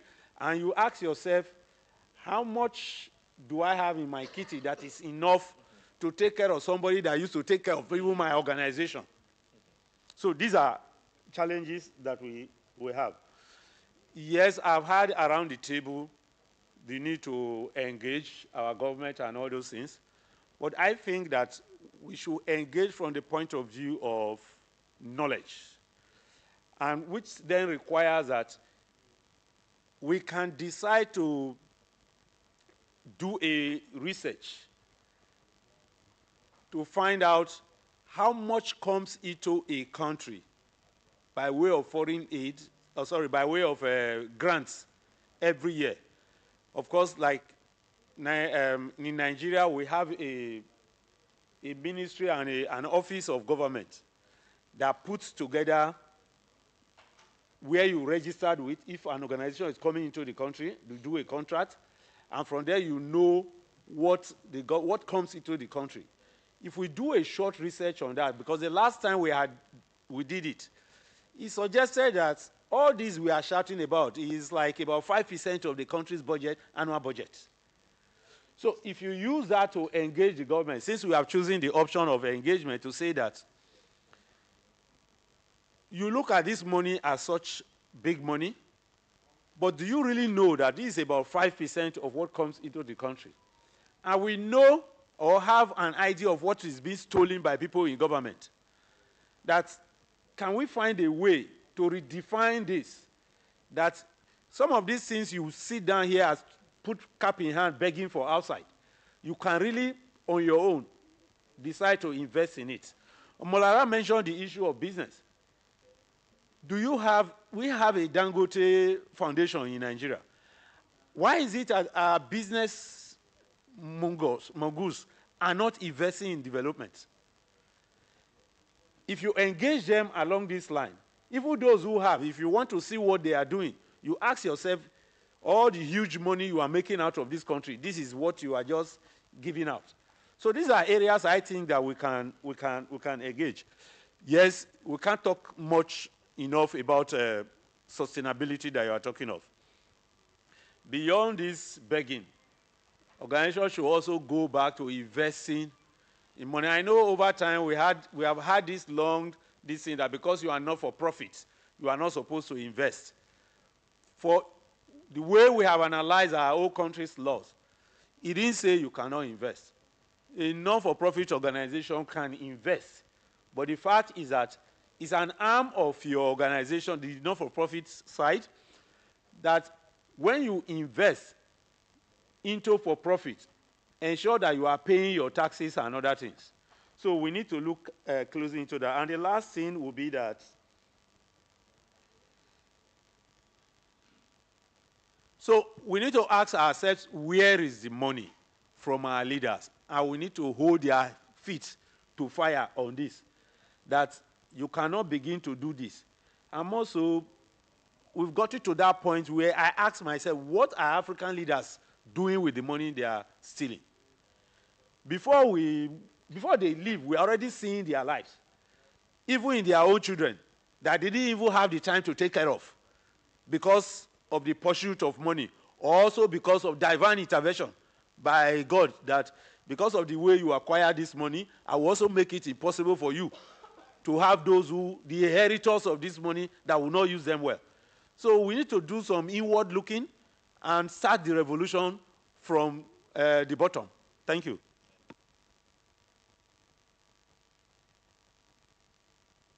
Merci. Ça, c'est un grand problème. D'autant plus qu'aujourd'hui,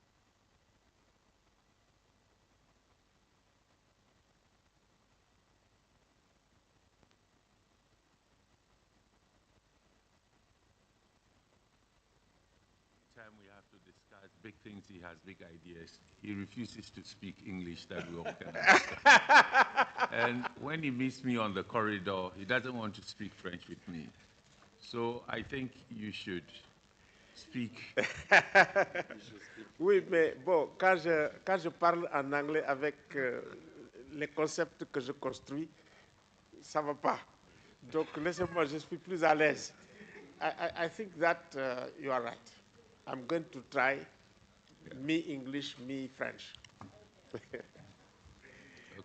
I think that it's a very serious question. Yeah. Because now the concept of sovereignty is emerging in our countries. And I think that we must be coherent, saying that even civil society, we have to finance them.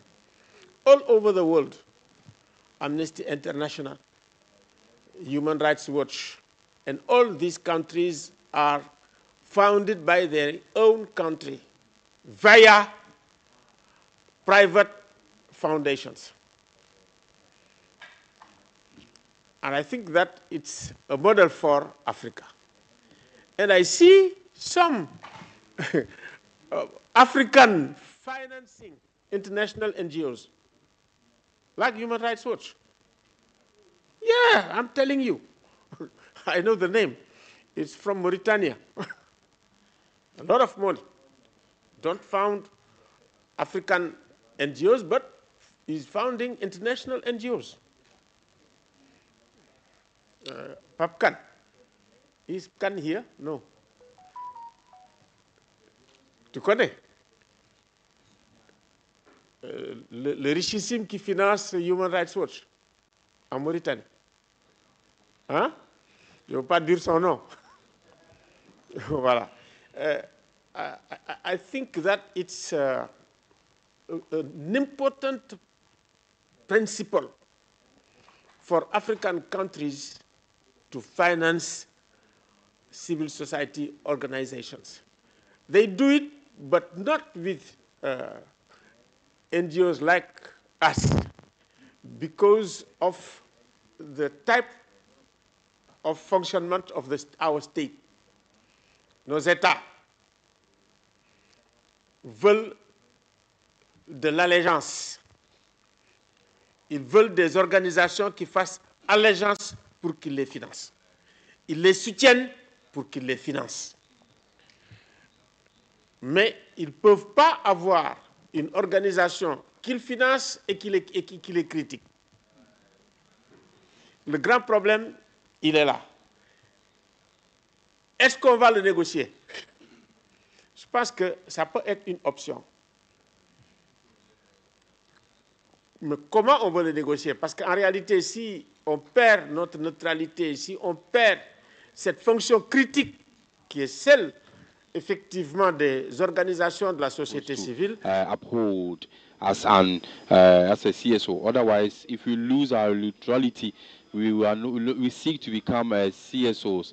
Now the question is, are we able to construct a true reflection of an African status where we can promote that diplomacy with diplomats and do the negotiations in such a way that we are supported by the same states that we work with? And as you can see, this is going to open up other debates. Certainly, I think Alpha Omar Kunari also very open, who was also part of the CSO, and with such a personality, or with such institutions like ECOSOC and other institutions like ourselves, Wademos and the Co, how can we in reality negotiate such that we make it clear to these leaders that if you work with the CSOs, you are better off, so that we see each other as more of partners than people who are rather keeping them on their toes. So I believe strongly that we need to bring the state authorities on board, and for democracy to take its rightful place, then I think we need to look at how we work with other institutions like the press. If you go to Senegal, the press is free. It's the state that sponsors or finances the press. However, they are very critical in their submissions and make sure that they put the government on their toes, even though they finance them. And so, these are some of the things I want to bring on board as food for thought. Thank you.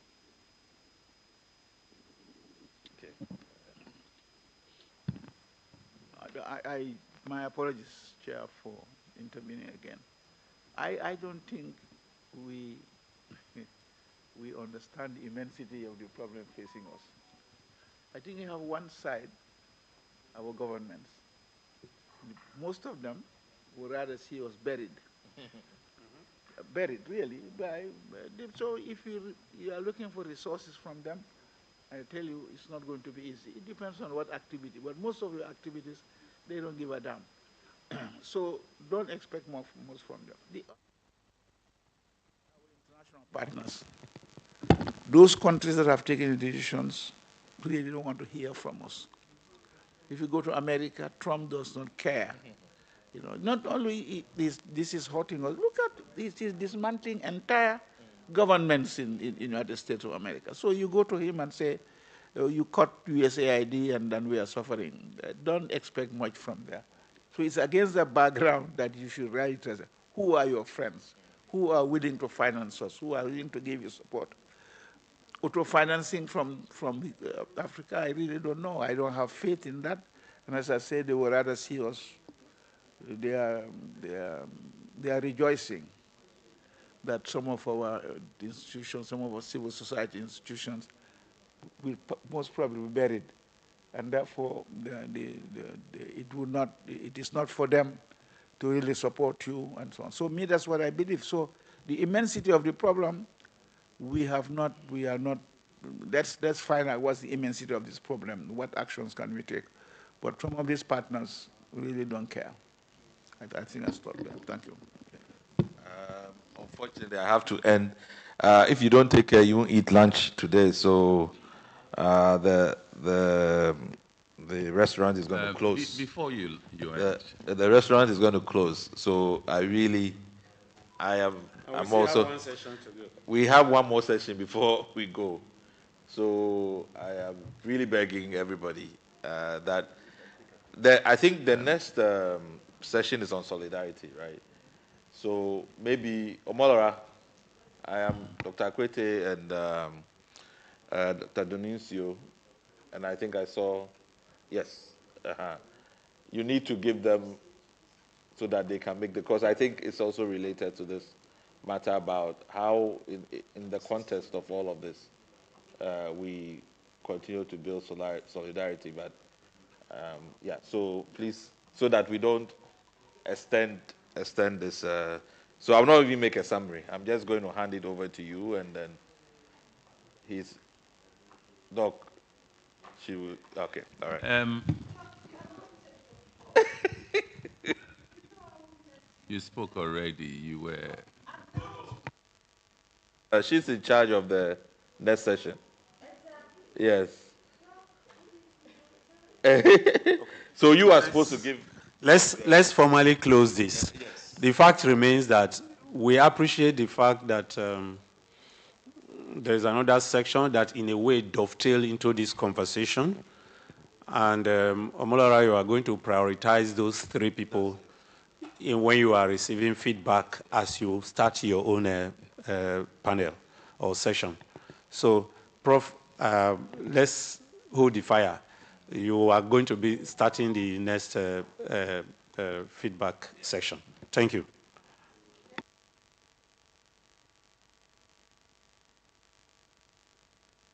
Going to be devoid. I know what Doc is capable of doing. I've dealt with him for many years. So I'm protected. I feel really protected with everyone in the room. Thank you so much. So this section, we look at WADEMOS and the prospect for strengthening regional CSO solidarity in West Africa. Basically, we would like to tap into your knowledge, expertise, and ideas on how WADEMOS as an initiative can further strengthen a solidarity between and among civil society across the region, especially at a turbulent time like this. Before we begin to take the floor, which, I will make sure Dr. Akwete features, because, I mean, when you are gone, Chief, I will be here with him. Powers to protect you. Exactly. And every other person will have returned to their country. And I don't want to be deported yet as a Nigerian. So I will be under his protection when you are gone. So, Doc, the friendship continues. So basically, I think I can invite Paul. Okay. Paul, if you're ready, would you like to give us some context? And then we can begin to speak to that. All right. Yeah, Paul, you have the floor.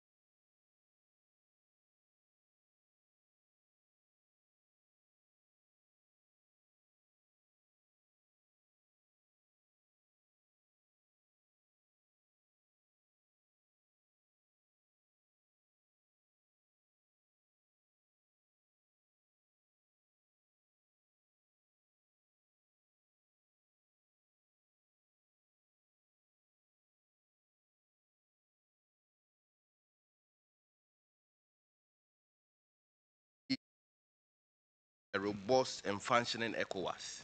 So ECOWAS was one of the key intervention areas for the network. That ECOWAS gives us an enabling framework, helps civil society to mobilize across borders. And it provides a common framework in terms of the protocols, the instruments that we are able to use to demand accountability for governance at regional level and national level, in addition to other existing mechanisms at the continental level. Then the second assumption or intervention area for Wadimos was to enhance civil society, cross-border collaboration and engagement, and identify the common agenda and priorities for us to mobilize around them. So during the launch of the network, we agreed on enhancing civic mobilization on issues of elections, civic space, political transitions, and campaigns around ECOWAS reforms. So far, there have been some considerable progress with respect to ECOWAS. So we have been able to hold a number of consultations and dialogue sessions with ECOWAS. We've opened the space and created an enabling environment for civil society to have regular engagement on the protocols and the instruments, and also with ECOWAS as an institution. Last year, for example, we were able to bring civil society organizations together to have a conversations on the term limit and the review of the protocol in Abuja. We have institutionalized this program where before ECOWAS Heads of State Summit, we do what we call the pre-consultations, and some of the network members have been part of this kind of consultation. It helps civil society to have a voice and influence in the decision-making process at the heads of state level and also within the ECOWAS Mediation Security Council. We've been submitting memos, we've been submitting civil society position papers to ECOWAS.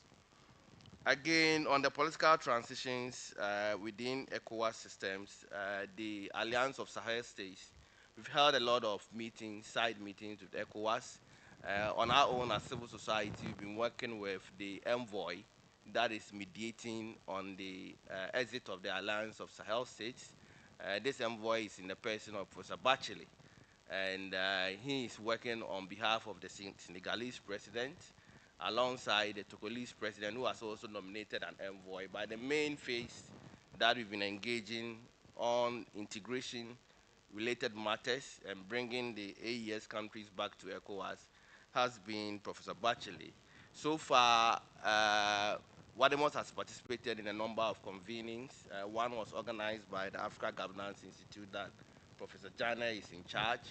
And then also just a few days back, Africa Jom also held a similar session where we've been brainstorming on supporting the ECOWAS intervention and mediation process.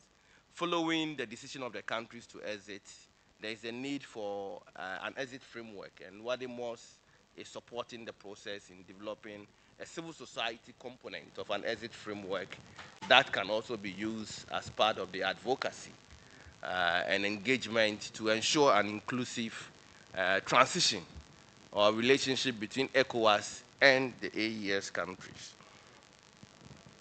For civil society, we've been working around a number of mobilization issues.